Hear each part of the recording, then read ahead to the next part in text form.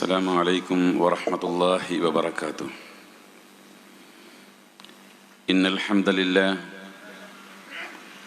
نحمده ونستعينه ونؤمن به ونتوكل عليه ونعوذ بالله من شرور أنفسنا ومن سيئات أعمالنا. من يهده الله فلا مضل له ومن يضلل فلا هادي له. وأشهد أن لا إله إلا الله وحده لا شريك له وأشهد أن محمدا عبده ورسوله. اللهم صل على محمد وعلى آل محمد كما صليت على إبراهيم وعلى آل إبراهيم وبارك على محمد وعلى آل محمد كما باركت على إبراهيم وعلى آل إبراهيم إنك حميد مجيد. يا أيها الذين آمنوا اتقوا الله حق تقاته ولا تموتن إلا وأنتم مسلمون. أما بعد فإن خير الكلام كلام الله وأصدق السنن سنن محمد صلى الله عليه وسلم وشر الأمور محدثاتها وكل محدثة بدعة وكل بدعة ضلالة وكل ضلالة في النار.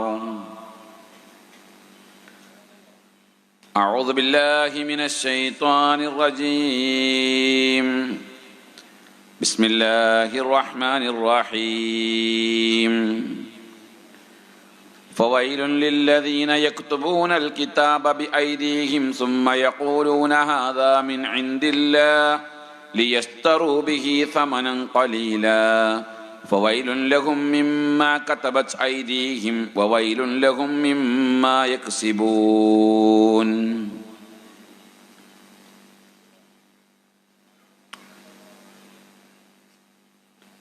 വേദിയിലും സദസ്സിലുമുള്ള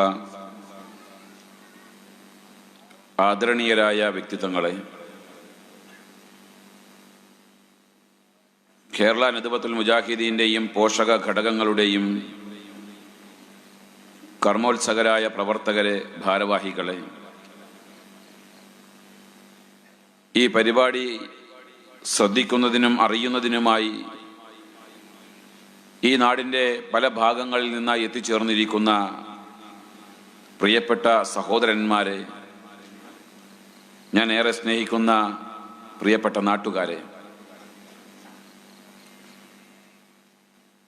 അല്ലാഹു സുബ്ഹാനഹു വ തആല നമ്മുടെ ഈ ഒരുമിച്ച് കൂടൽ ഒരു സ്വാലിഹായ അമലായി നമ്മിൽ നിന്നും സ്വീകരിക്കുമാറാകട്ടെ. ഈ പരിപാടി ഇവിടെ സംഘടിപ്പിക്കുന്നതിനായി അധ്വാനിക്കുകയും പ്രയത്നിക്കുകയും അതിനാവശ്യമായ സഹായ സഹകരണങ്ങൾ ചെയ്തു കൊടുക്കുകയും ചെയ്ത എല്ലാ ആളുകൾക്കും അള്ളാഹു അർഹമായ പ്രതിഫലം കൊടുത്ത് അനുഗ്രഹിക്കുമാറാകട്ടെ. അള്ളാഹുവിൻ്റെ സ്വർഗത്തിൽ ഒരുമിച്ച് കൂടാനുള്ള സൗഭാഗ്യം അള്ളാഹു നമുക്ക് തന്ന് അനുഗ്രഹിക്കുമാറാകട്ടെ.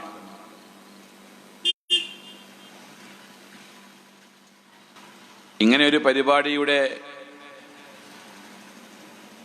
ഉദ്ദേശം എന്താണ് എന്ന്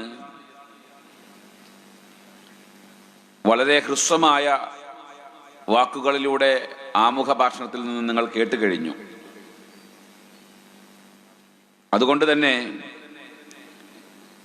അങ്ങനെ ഒരു ലക്ഷ്യം വിശദീകരിച്ചുകൊണ്ട് ഇനിയും നമ്മുടെ ഈ പ്രഭാഷണത്തിൻ്റെ വിഷയാവതരണത്തിൽ നിന്നും പിറകോട്ട് പോകാൻ ഞാൻ ഉദ്ദേശിക്കുന്നില്ല.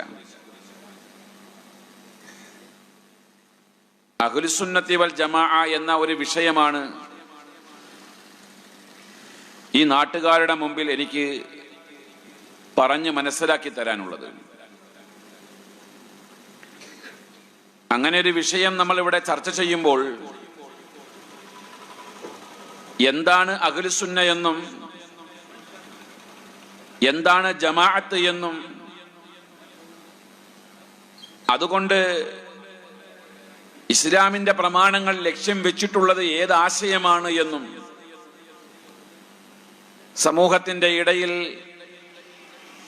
അഹ്ലുസുന്നത്തി വൽ ജമാഅത്തിന്റെ ആളുകളാണ് എന്ന് പറഞ്ഞുകൊണ്ട് നടക്കുന്ന ആളുകൾ അവർ യഥാർത്ഥത്തിൽ അഹ്ലുസുന്നത്തി വൽ ജമാഅത്തിന്റെ ആളുകൾ തന്നെയാണോ എന്നും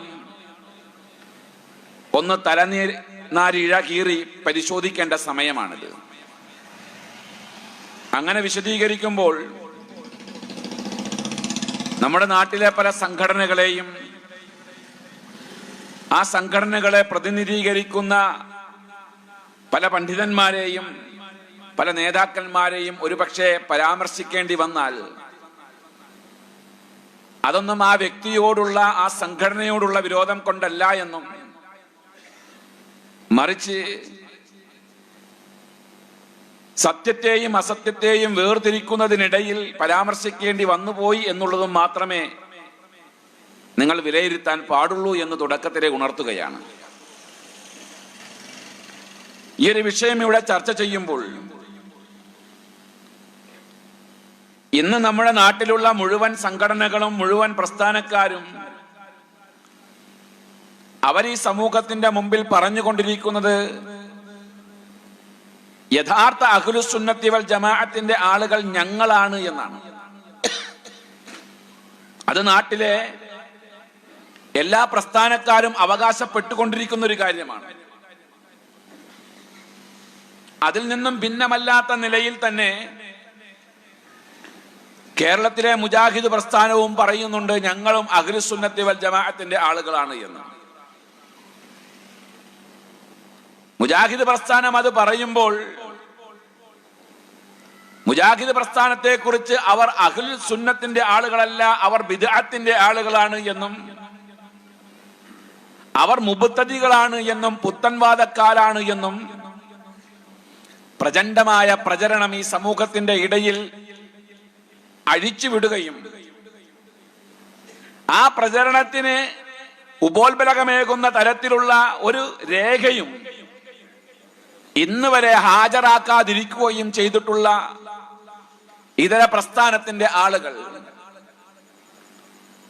അവർ കേൾക്കുവാൻ കൂടിയാണ് ഞാൻ ഇത്രയും വ്യക്തമായി പറയുന്നത്. ഒരു കാലഘട്ടത്തിൽ മുജാഹിദ് പ്രസ്ഥാനം അഹ്ലുൽ ബിദ്അത്തിന്റെ ആളുകളാണ് എന്ന് സമൂഹത്തിന്റെ മധ്യത്തിൽ എല്ലാവരും പറയുന്നത് പോലെ പറഞ്ഞ് പ്രസംഗിച്ച് നടന്നിരുന്ന ഒരു വ്യക്തി കൂടിയാണ് ഞാൻ. പക്ഷേ മുജാഹിദ് പ്രസ്ഥാനം പറയുന്ന ആശയം എന്താണ് എന്ന് ഒരൽപ്പം അകലെ നിന്ന് കേട്ട് മനസ്സിലാക്കിയപ്പോൾ അഹ്ലുസുന്നത്തി വൽ ജമാഅത്ത് എന്ന ആ ആശയാദർശത്തിൽ ഇന്ന് കേരളത്തിൽ പ്രവർത്തിക്കുന്ന ഏക പ്രസ്ഥാനം അത് മുജാഹിദ് പ്രസ്ഥാനം മാത്രമാണ് എന്ന തിരിച്ചറിവാണ് എന്നെ പോലെയുള്ള ആളുകളൊക്കെ ഈ പ്രസ്ഥാനത്തിന്റെ പ്രബോധന വീതിയിലേക്ക് കടന്നു വരാനുണ്ടായ കാരണം. പേരൂർ ബാഖിയാത്തുസ് സ്വാലിഹാത്ത് അറബി കോളേജിൽ 1997 ബാഖവി ബിരുദധാരിയായി പുറത്തിറങ്ങിയ ഒരു വ്യക്തിയാണ് ഞാൻ. സാധാരണ വേദികളിൽ ഇത്തരം വിഷയങ്ങൾ ഞാൻ പ്രതിപാദിക്കൽ കുറവാണ് എങ്കിലും ഇന്നിവിടെ പറയാനുള്ള കാരണം എന്താണെന്ന് വെച്ചാൽ ബാഖിയാത്തുസ് സ്വാലിഹാത്ത് അറബി കോളേജിൽ പഠിച്ചിരുന്ന കാലഘട്ടത്തിൽ മഹാനായ മുഹയ്യദ്ദീൻ ഷെയ്ഖിനെയും റിഫായി ഷെയ്ഖിനെയും അതേ പ്രകാരമുള്ള ആ കാലഘട്ടത്തിലെ മഹാന്മാര് എന്ന് പറയപ്പെടുന്ന പല ആളുകളെയും ആധികാരികമായി പഠിക്കാനും അറിയാനും അവരുടെ ഗ്രന്ഥങ്ങൾ വായിക്കാനും ആ ഗ്രന്ഥങ്ങളിൽ നിന്നും കുറിപ്പുകൾ എഴുതിയെടുക്കാനും എല്ലാം അവസരം കിട്ടിയപ്പോൾ അത്തരത്തിൽ കുറിപ്പുകൾ എഴുതിയെടുക്കുന്ന കൂട്ടത്തിൽ കിട്ടിയ ഒരു പ്രധാനമായ കുറിപ്പാണ് ഇന്നത്തെ ഈ പ്രസംഗത്തിന്റെ ഈ വിഷയ അവതരണത്തിന്റെ ആരംഭത്തിൽ എനിക്ക് നിങ്ങളോട് പറയാനുള്ളത്. ആ കുറിപ്പ് വായിക്കുന്ന ഏതൊരാൾക്കും സത്യത്തിൽ അഹ്ലുസുന്നത്തി വൽ ജമാഅത്ത് എന്താണ് എന്നും അത് ആരാണ് എന്നും ഒരു സംശയവുമില്ലാതെ വ്യക്തമാകുന്ന കാര്യമാണ്. 5-ാം നൂറ്റാണ്ടിൽ ജീവിച്ചിരുന്ന പ്രഗത്ഭ പണ്ഡിതനായിരുന്നു മഹാനായ മുഹയ്യദ്ദീൻ ഷെയ്ഖ്. അദ്ദേഹവുമായി ബന്ധപ്പെട്ട ഒരു ചരിത്ര വായന തന്നെ അനിവാര്യമാണ്. പക്ഷെ നമ്മുടെ വിഷയത്തിന്റെ അകക്കാമ്പുകളിലേക്ക് ഇറങ്ങിച്ചെല്ലാൻ വൈകി പോകുമോ എന്ന ഭയമുള്ളത് കൊണ്ടാണ് അദ്ദേഹത്തെ കുറിച്ചുള്ള വിശദീകരണത്തിലേക്ക് ഞാൻ പ്രവേശിക്കാത്തത്. മഹാനായ മുഹയ്യദ്ദീൻ ഷെയ്ഖ് 5-ാം നൂറ്റാണ്ടിൽ ജീവിച്ചിരുന്ന ആ പ്രഗത്ഭ പരിഷ്കാരിയായ പണ്ഡിതൻ, അദ്ദേഹത്തിന്റെ നിരവധി ഗ്രന്ഥങ്ങൾ കാണുകയും വായിക്കുകയും ചെയ്തൊരു വ്യക്തിയാണ് ഞാൻ. അക്കൂട്ടത്തിൽ വായിക്കാൻ കഴിഞ്ഞ ഒരു ഗ്രന്ഥമാണ് അൽ ഗുനിയ എന്നുള്ളത്. ഞാൻ ആ ഒരു ഗ്രന്ഥം ഇന്ന് നിങ്ങളുടെ ശ്രദ്ധയിലേക്ക് കൊണ്ടുവരാൻ എന്റെ കൈവശം കൊണ്ടുവന്നിട്ടുമുണ്ട്. അൽ ഗുനിയ എന്ന മഹാനായ മുഹയ്യദ്ദീൻ ഷെയ്ഖിന്റെ പ്രസിദ്ധമായ ഗ്രന്ഥമാണ്. ഈ ഗ്രന്ഥത്തിൽ മഹാനായ മുഹയ്യദ്ദീൻ ഷെയ്ഖ് അഹ്ലുസുന്നത്തി വൽ ജമാഅത്ത് എന്താണ് എന്ന് പറയുന്നുണ്ട്. ഞാൻ ഈ ഗ്രന്ഥവും മുഹയ്യദ്ദീൻ ഷെയ്ഖിനെയും എടുത്തിടാനുള്ള കാരണം, മുജാഹിദ് പ്രസ്ഥാനം അംഗീകരിക്കുന്ന സലഫി പണ്ഡിതന്മാരുടെ പേരുകൾ ഇവിടെ പറയുന്നതിന്റെ ഇതര വിഭാഗത്തിന്റെ ആളുകൾക്ക് താല്പര്യമില്ലാത്തത് കൊണ്ട് തന്നെയാണ് ഇതര വിഭാഗം ആളുകൾ അംഗീകരിക്കുകയും അവർ പാടിപ്പുകഴ്ത്തുകയും അവർ മാലമൗലിദുകൾ ഉണ്ടാക്കി മദ്ഹുകൾ പറയുകയും ചെയ്തുകൊണ്ടിരിക്കുന്ന മഹാനായ മുഹയ്യദ്ദീൻ ഷെയ്ഖ് റഹിമഹുമുള്ളയുടെ ഗ്രന്ഥം ഞാൻ ഇവിടെ ഉയർത്തിപ്പിടിക്കുന്നത്. അൽ ഗുനിയ എന്ന അദ്ദേഹത്തിന്റെ പ്രസിദ്ധമായ ഈ ഗ്രന്ഥത്തിൽ അദ്ദേഹം അഹ്ലുസുന്നത്തി വൽ ജമാഅത്തിന് വിശദീകരണം കൊടുക്കുമ്പോൾ ഈ നാട്ടിൽ ഈ പ്രസംഗം കേട്ടുകൊണ്ടിരിക്കുന്ന നിരവധി മുജാഹിദ് വിമർശകരായ ആളുകളും മുജാഹിദുകൾ അല്ലാത്തവരുമുണ്ട്. നിങ്ങളെ ആരെയും മുജാഹിദ് പ്രസ്ഥാനത്തിലേക്ക് മെമ്പർഷിപ്പ് എടുക്കാൻ വേണ്ടിയല്ല ക്ഷണിക്കുന്നത്. മറിച്ച് നിങ്ങൾ അംഗീകരിക്കുന്ന, ഞങ്ങൾ മനസ്സിലാക്കിയിട്ടുള്ള മുഹയ്യദ്ദീൻ ഷെയ്ഖ് എന്ന ആ മഹാപരിഷ്കാരിയായ പണ്ഡിതന്റെ ആ കുറിപ്പ് അനുസരിച്ച് തന്നെയാണോ നിങ്ങൾ അഹ്ലുസുന്നത്തി വൽ ജമാഅ എന്ന ആശയം സ്വീകരിച്ചിട്ടുള്ളത് എന്നൊന്ന് വിലയിരുത്താൻ വേണ്ടിയാണ്. അദ്ദേഹത്തിന്റെ ഗുനിയയിൽ അദ്ദേഹം പറയുന്ന ഉദ്ധരണി ഞാൻ ഇപ്രകാരം വായിക്കാം. ഈ വായിക്കുന്ന കിതാബിലെ 80-ാമത്തെ പേജാണത്. അദ്ദേഹം പറയുന്നു, ഫഅലൽ മുഅ്മിനി ഇത്തിബാഉസ് സുന്നത്തി വൽ ജമാഅ. ഒരു മുഅ്മിനിനെ സുന്നത്ത് ജമാഅത്തിനെ പിൻപറ്റൽ നിർബന്ധമാണ് എന്ന് പറയുമ്പോൾ എന്താണ് സുന്നത്ത്, എന്താണ് ജമാഅത്ത്? അദ്ദേഹം പറയുന്നു, ഫസ്സുന്നത്തു മാ സന്നഹു റസൂലുള്ളാഹി സ്വല്ലല്ലാഹു അലൈഹി വസല്ലം. സുന്നത്ത് എന്ന് പറഞ്ഞാൽ നബി സല്ലല്ലാഹു അലൈഹി വസല്ലം ചര്യയായി കാണിച്ചു തന്ന കാര്യമാണ് സുന്നത്ത് എന്ന് പറഞ്ഞാൽ. വൽ ജമാഅത്തു, ജമാഅത്ത് എന്ന് പറഞ്ഞാൽ മത്തഫഖ അലൈഹി അസ്ഹാബു റസൂലില്ലാഹി സ്വല്ലല്ലാഹു അലൈഹി വസല്ലം. നബി സല്ലല്ലാഹു അലൈഹി വസല്ലമയുടെ സ്വഹാബികൾ ഏകോപിച്ച കാര്യത്തിനാണ് ജമാഅത്ത് എന്ന് പറയുന്നത്. അവർ ഏകോപിച്ചത് എപ്പോഴാണ്? ഫീ ഖിലാഫത്തിൽ അഇമ്മത്തിൽ അർബഅത്തിൽ ഖുലഫാഇർ റാഷിദീനൽ മഹ്ദിയീന റഹിമഹുമുല്ലാഹു അലൈഹിം. ഖുലഫാഉർ റാഷിദീങ്ങളായ 4 ഇമാമീങ്ങൾ, ആ അഇമ്മത്തുകൾ ജീവിച്ചിരുന്ന കാലഘട്ടത്തിൽ സഹാബികൾ ഏകോപിച്ചെടുത്ത തീരുമാനത്തിന്റെ പേരാണ് ജമാഅത്ത് എന്ന് പറയുക. ഇനി ശ്രദ്ധിക്കുക, സൗണ്ട് നിർത്താൻ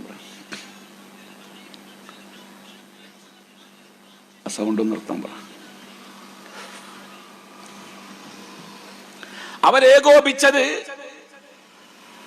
അഇമ്മത്തുൽ അർബയുടെ കാലഘട്ടത്തിൽ സഹാബികൾ ഏകോപിച്ച ആ വിഷയത്തിന് ജമാഅത്ത് എന്നും റസൂലുള്ളാഹി സ്വല്ലല്ലാഹു അലൈഹി വസല്ലമ ജീവിച്ചിരുന്ന കാലഘട്ടത്തിൽ അള്ളാഹുവിന്റെ പ്രവാചകൻ ചര്യയായി കാണിച്ചു തന്നതിന് സുന്നത്ത് എന്നും പറയും. ഇത്രയും കാര്യം ഇവിടെ പറയുന്നതിൽ നിന്ന് നമുക്കൊരു കാര്യം വ്യക്തമായി. അഹ്ലുസ് സുന്നത്തി വൽ ജമാഅത്ത് എന്ന് പറഞ്ഞാൽ അള്ളാഹുവിന്റെ റസൂല് സുന്നത്താക്കി കാണിച്ച പ്രവാചകന്റെ വാക്ക്, പ്രവാചകന്റെ പ്രവൃത്തി, പ്രവാചകന്റെ മൗനാനുവാദം, അതാണ് സുന്നത്ത്. ആ പ്രവാചകനിൽ നിന്നും പാഠം ഉൾക്കൊണ്ട സഹാബികൾ, പ്രവാചകനെ പഠിച്ച സഹാബികൾ, ഖുലഫാ ഉർ-റാഷിദീങ്ങളുടെ കാലഘട്ടത്തിൽ ഏകോപിച്ചെടുത്ത തീരുമാനം അത് ജമാഅത്തുമാണ്.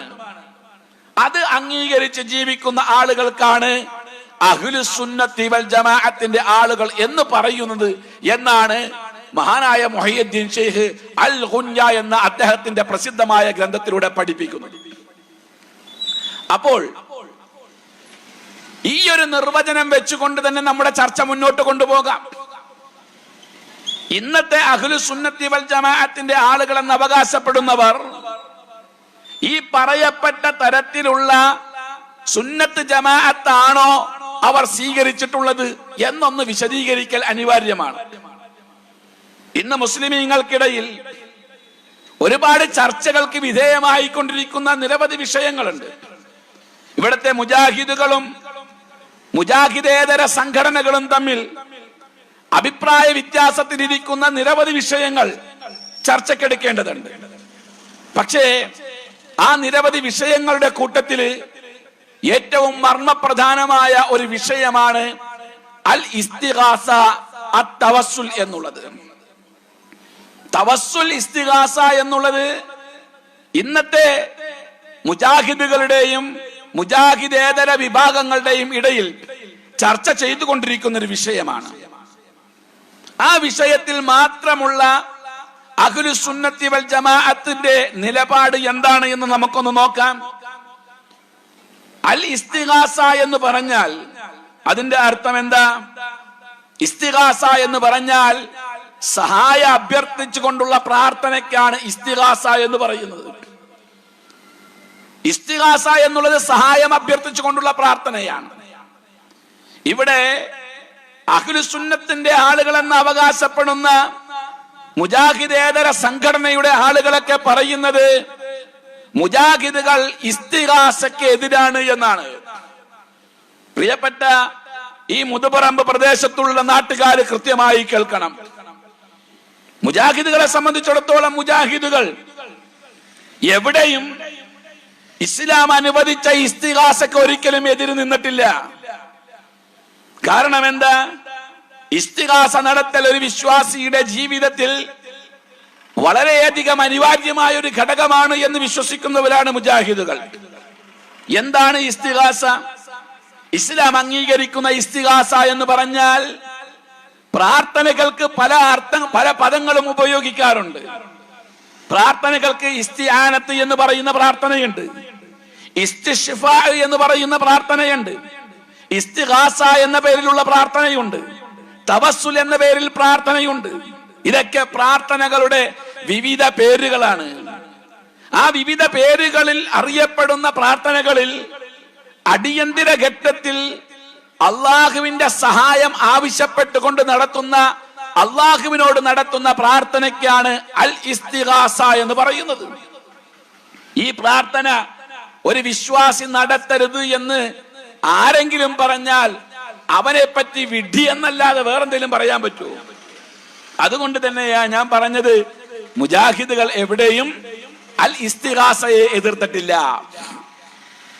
എന്നാൽ ഇസ്തിഗാസ എന്ന പേരിൽ സമൂഹ മധ്യത്തിൽ പ്രചരിപ്പിക്കുന്ന ഒരു ഇസ്തിഗാസയുണ്ട്. അതേത് ഇസ്തിഗാസയാണ്? അല്ലാഹു അല്ലാത്ത മരിച്ചുപോയ മഹാന്മാർ, അല്ലാഹു അല്ലാത്തവർ, ആ അല്ലാഹു അല്ലാത്തവരോട് പ്രതിസന്ധി ഘട്ടത്തിൽ, പ്രയാസഘട്ടത്തിൽ അവരെ നേരിട്ട് വിളിച്ച് പ്രാർത്ഥിക്കുകയും സഹായം തേടുകയും ചെയ്യുക എന്ന് പറയുന്ന പണിക്ക് ഇന്ന് വിളിക്കുന്ന ഇസ്തിഗാസ, ആ ഇസ്തിഗാസയെ മുജാഹിദ് പ്രസ്ഥാനം എതിർക്കുന്നുണ്ട്. ഇന്ന് തർക്കത്തിലിരിക്കുന്ന ഇസ്തിഗാസ അതാണ്. അല്ലാതെ അള്ളാഹുവിന് അടിയന്തര ഘട്ടത്തിൽ വിളിച്ച് സഹായം തേടലും പ്രാർത്ഥിക്കുകയും ചെയ്യുക എന്ന ഇസ്തിഗാസയല്ല. മഹാനായ റസൂലുള്ളാഹി സ്വല്ലല്ലാഹു അലൈഹി വസല്ലം തന്റെ ജീവിതത്തിൽ പഠിപ്പിച്ചു തന്ന ആ ഇസ്തിഗാസയെ മുജാഹിദ് പ്രസ്ഥാനം എതിർത്തിട്ടില്ല. ഈ ഇസ്തിഗാസ അള്ളാഹുവിന്റെ പ്രവാചകൻ തന്റെ ജീവിതത്തിൽ കാണിച്ചു തന്നതാണ്. ഒരിക്കൽ ബദർ യുദ്ധം നടക്കുന്ന സമയം നമുക്ക് ചരിത്രം അറിയാം. ബദർ യുദ്ധം നടക്കുന്ന സമയത്ത് അള്ളാഹുവിന്റെ പ്രവാചകൻ ബദർ യുദ്ധത്തിനായിട്ടുള്ള ഒരുക്കങ്ങൾ നടത്തുമ്പോൾ തന്റെ ഭാഗത്തുള്ള സൈനിക ബലം കുറവാണ് എന്ന് മനസ്സിലാക്കി അള്ളാഹുവിന്റെ പ്രവാചകൻ അള്ളാഹുവിനോട് ഒരു അടിയന്തര സഹായം ആവശ്യപ്പെട്ടുകൊണ്ട് പ്രാർത്ഥന നടത്തി. ആ പ്രാർത്ഥനയെ കുറിച്ച് അള്ളാഹു ഖുർആനിൽ പറഞ്ഞത്, താങ്കൾ താങ്കളുടെ രക്ഷിതാവിനോട് ഇസ്തിഗാസ നടത്തിയ സന്ദർഭം ഒന്ന് ഓർത്തു നോക്കൂ. ആ ഇസ്തിഗാസക്ക് ഫസ്തജാബ ലക്കും, ആ ഇസ്തിഗാസക്ക് അങ്ങയുടെ രക്ഷിതാവ് നിങ്ങൾക്ക് മറുപടി തരികയും ചെയ്തു, ഉത്തരം തരികയും ചെയ്തു. അപ്പോൾ നിങ്ങൾ അള്ളാഹുവിനോട് നടത്തിയ ഇസ്തിഗാസ, ആ ഇസ്തിഗാസക്ക് മുജാഹിദുകൾ ഇന്ന് വരെ എതിര് പറഞ്ഞിട്ടില്ല. പക്ഷേ അഹ്ലുസുന്നത്തി വൽ ജമാഅത്തിന്റെ ആളുകൾ എന്ന് പറയുന്നവർ, അതായത് നബി സല്ലല്ലാഹു അലൈഹി വസല്ലമയുടെ വാക്ക്, പ്രവൃത്തി, മൗനാനുവാദം സഹാബികളുടെ കാലഘട്ടത്തിൽ, ഖുലഫാഉർ റാഷിദീങ്ങളുടെ കാലഘട്ടത്തിൽ സഹാബികൾ ഏകോപിച്ചെടുത്ത തീരുമാനം, ഇത് ഉൾക്കൊണ്ട് ജീവിക്കുന്നവരെന്ന് അവകാശപ്പെടുന്ന നമ്മുടെ നാട്ടിലെ മുജാഹിദ് വിരുദ്ധ പ്രസ്ഥാനത്തിന്റെ ആളുകളൊക്കെ അവർ അംഗീകരിക്കുന്ന ഇസ്തിഗാസ, ആ ഇസ്തിഗാസ അള്ളാന്റെ പ്രവാചകൻ ചെയ്തതായി എവിടെയെങ്കിലും തെളിവുണ്ടോ? ഇത് പറഞ്ഞിട്ട് ഈ പ്രസംഗം കഴിഞ്ഞു പോകുമ്പോ ആരെങ്കിലും മറുപടി പറയാൻ വാലും പൊക്കി പിടിച്ചുകൊണ്ട് മുതുപറമ്പ് അങ്ങാടിയിൽ വരുന്നുണ്ടെങ്കിൽ ഇതിന് കൃത്യമായിട്ട് മറുപടി പറയാൻ ചങ്കുറപ്പുണ്ടെങ്കിൽ മാത്രം വന്നാ മതി. അള്ളാന്റെ റസൂല് ഇന്ന് ഇവിടെ കാണുന്ന തരത്തിലുള്ള മുഹയ്യദ്ദീൻ ശൈഖയെ രക്ഷിക്കണേ, ബദരീങ്ങളെ കാത്തു രക്ഷിക്കണേ, ഖുതുബിയത്ത് നടത്തിക്കൊണ്ട് യാ ഗൗസു യാ മുഹയ്യദ്ദീൻ അബ്ദുൽ ഖാദിർ ജീലാനി എന്ന് തുടങ്ങുന്ന തരത്തിലുള്ള ഇസ്തിഗാസ, ആ ഇസ്തിഗാസ നടത്തിയതായി അള്ളാന്റെ റസൂലിന്റെ വാക്കുകൊണ്ടോ അള്ളാന്റെ റസൂലിന്റെ പ്രവൃത്തി കൊണ്ടോ അള്ളാന്റെ റസൂല് മറ്റുള്ളവർ ചെയ്യുന്നത് കണ്ടിട്ട് മൗനാനുവാദം കൊടുത്തതായിട്ടോ 4 ഖുലഫാഉർ റാഷിദീങ്ങളുടെ കാലഘട്ടത്തിൽ ഇന്ന് ഈ കാണിക്കുന്ന ഇസ്തിഗാസക്ക് സമാനമായ ഒരു ഇസ്തിഗാസ സഹാബികൾ ചെയ്തതായിട്ടോ അതിൽ സഹാബികൾ ഏകോപിച്ചതായിട്ടോ ഒരു രേഖ കൊണ്ടുവരാൻ കഴിയുമോ? ഇല്ല. കാരണം എന്താ? റസൂലുള്ളാഹി സ്വല്ലല്ലാഹു അലൈഹി വസല്ലമ ജീവിച്ചിരുന്ന കാലഘട്ടത്തിൽ അള്ളാന്റെ പ്രവാചകൻ നേരിട്ടത് ഈ ഇസ്തിഗാസയാണ്. ഇന്ന് നമ്മുടെ സമൂഹത്തിലെ ആളുകൾ ചെയ്തുകൊണ്ടിരിക്കുന്ന ഏതൊരു ഇസ്തിഗാസയാണോ ആ ഇസ്തിഗാസക്ക് എതിരായിട്ടാണ് അള്ളാഹുവിന്റെ റസൂല് നിലകൊണ്ടത്. നബി സല്ലല്ലാഹു അലൈഹി വസല്ലം പ്രബോധനം ആരംഭിക്കുന്ന കാലഘട്ടത്തിൽ മക്കക്കാരുടെ വിശ്വാസം എന്തായിരുന്നു? മക്കക്കാരെല്ലാവരും നിരീശ്വരവാദികളൊന്നല്ലായിരുന്നു. അങ്ങനെയൊക്കെ വരുത്തി തീർക്കാൻ വേണ്ടി ചില ആളുകൾ ശ്രമിക്കുന്നുണ്ട്. മക്കക്കാരെ ചരിത്രം വായിച്ചത്, മക്കക്കാരെ ചരിത്രം പഠിപ്പിച്ചത് ജാഹിലിയ്യ കാലഘട്ടക്കാരെന്നാണ്. ജാഹിലിയ്യത്തിന്റെ ആളുകൾ സംബന്ധിച്ചിടത്തോളം മക്കക്കാരുടെ വിശ്വാസം എന്തായിരുന്നു?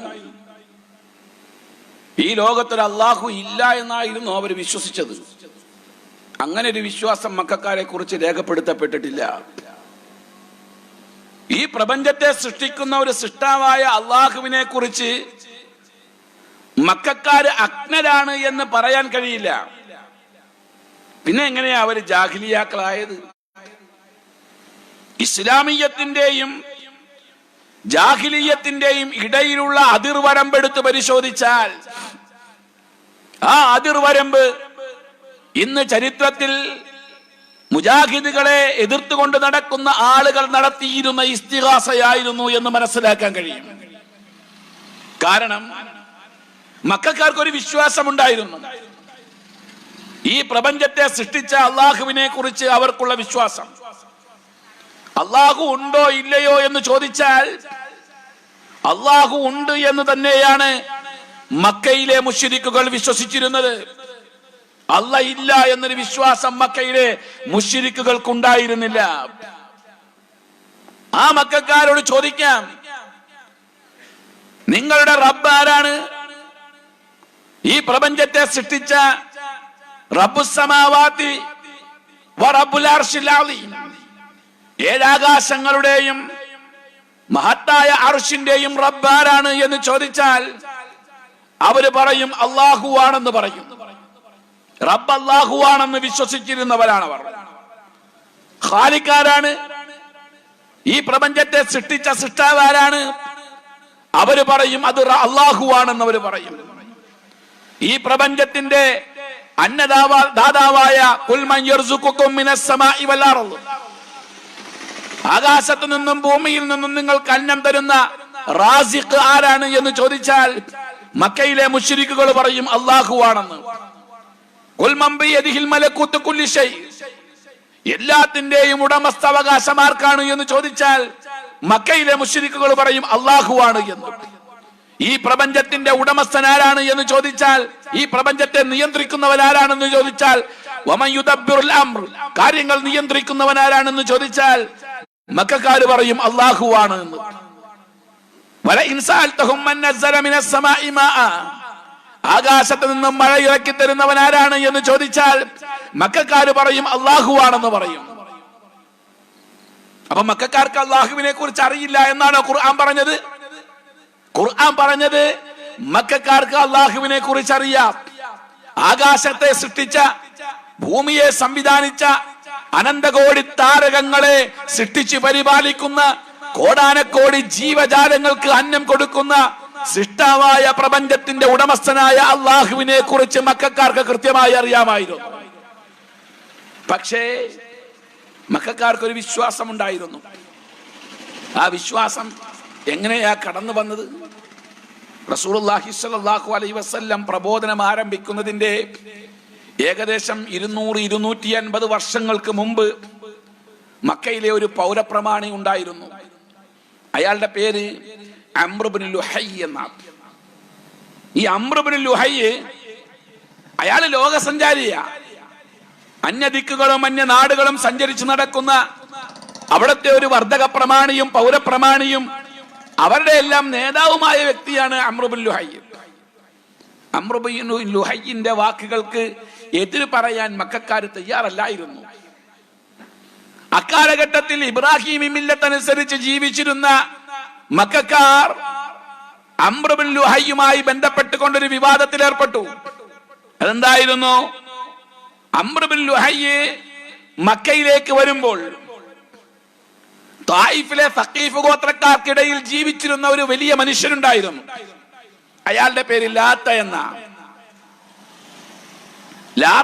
അയാളുടെ പേര്. ഈ ലാത്തയുടെ പണി ഇബ്രാഹിമി മില്ലത്തനുസരിച്ച് തൗഹീദ് സമൂഹത്തിന്റെ മധ്യത്തിൽ പ്രചരിപ്പിച്ചിരുന്ന ഒരു നല്ല മനുഷ്യനാണ്, സ്വാലിഹായ മനുഷ്യൻ. ഇമാം ബുഖാരി സ്വഹീഹുൽ ബുഖാരിയിലൂടെ പറയുന്നത് കാന റജുലൻ സ്വാലിഹൻ യലിത്തു സവീകൽ ഹാജ്. സ്വഹീഹുൽ ബുഖാരിയുടെ വിശദീകരണത്തിൽ ലോകം കണ്ട പ്രഗൽഭ മുഹദ്ദിസായ ഹാഫിദ് ഇബ്നു ഹജർ അൽ അസ്കലാനി റഹ്മത്തുള്ളാഹി അലൈഹിയുടെ ഫത്ഹുൽ ബാരിയിൽ റജുലൻ സ്വാലിഹൻ എന്ന് കൃത്യമായി തന്നെ രേഖപ്പെടുത്തിയിട്ടുണ്ട്. ആ സ്വാലിഹായ മനുഷ്യൻ അദ്ദേഹം തായിഫിൽ ആ വഴിക്ക് വരുന്ന ആളുകൾക്കൊക്കെ മക്കയിലേക്ക് വരുമ്പോൾ, ഹജ്ജിനൊക്കെ വരുമ്പോൾ പായസം ഉണ്ടാക്കി കൊടുക്കുമായിരുന്നു. യലിത്തു സവീകൽ ഹാജ്, ഹാജിമാർക്ക് പായസം ഉണ്ടാക്കി കൊടുക്കുമായിരുന്നു. ആ കൊല്ലം അംർ ഇബ്നു ലുഹൈ വഴിക്ക് വന്നപ്പോ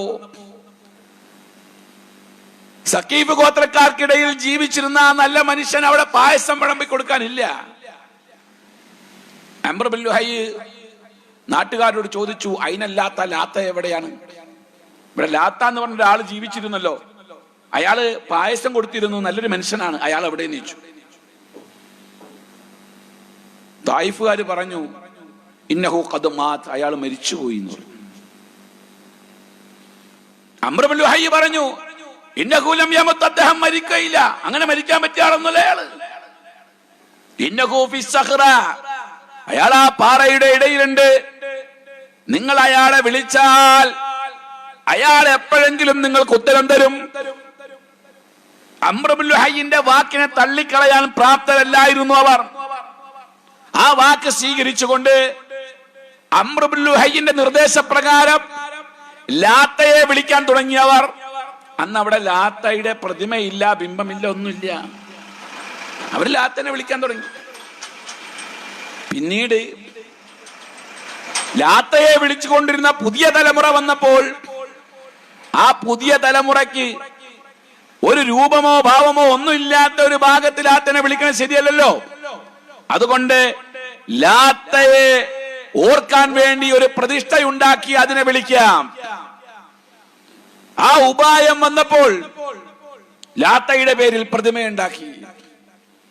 ആരുണ്ടാക്കിയതുപോലെ മഹാനായ നബിയുല്ലാഹി ശൈഖുൽ അംബിയ നൂഹ് അലൈഹിസ്സലാം പ്രബോധനം ആരംഭിക്കുന്ന കാലഘട്ടത്തിൽ അന്ന് അവിടെ ജീവിച്ചിരുന്ന വദ്, സുവാ, യഗൂസ്, യഊഖ്, നസറിനെ പോലെയുള്ള മഹാന്മാരായ തൗഹീദിന്റെ വാഹകരായ നേതാക്കന്മാരും ഔലിയാക്കന്മാരുമായ ആളുകൾ അവർ മരണപ്പെട്ടപ്പോൾ അന്ന് പിശാചിന്റെ ദുർബോധന പ്രകാരം അന്നത്തെ ആളുകൾ അവരുടെ പ്രതിമയുണ്ടാക്കി ആരാധിച്ചതുപോലെ. ഞാനിത് പറയുന്നത് മുജാഹിദ് പ്രസ്ഥാനത്തിന്റെ വേദിയിൽ നിന്നുകൊണ്ടൊരു വിടുവായിത്തം പറയുന്നതല്ല. ഈ വിഷയം ഇമാം ബുഖാരി അദ്ദേഹത്തിന്റെ സ്വഹീഹുൽ ബുഖാരിയിൽ രേഖപ്പെടുത്തുന്നുണ്ട്.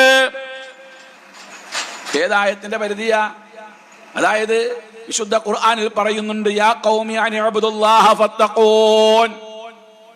മഹാനായ നൂഹ് അലൈഹിസ്സലാം ആ ജനങ്ങളെ അള്ളാഹുവിലേക്ക് ക്ഷണിച്ചപ്പോൾ പറഞ്ഞ വർത്തമാനമാണത്. അല്ലയോ ജനങ്ങളെ, നിങ്ങൾ അള്ളാഹുവിലേക്ക് വരിക, അള്ളാഹനെ മാത്രം ആരാധിക്കുക, അവന് തഖ്വയിൽ അധിഷ്ഠിതമായി ജീവിക്കുകയും ചെയ്യുക.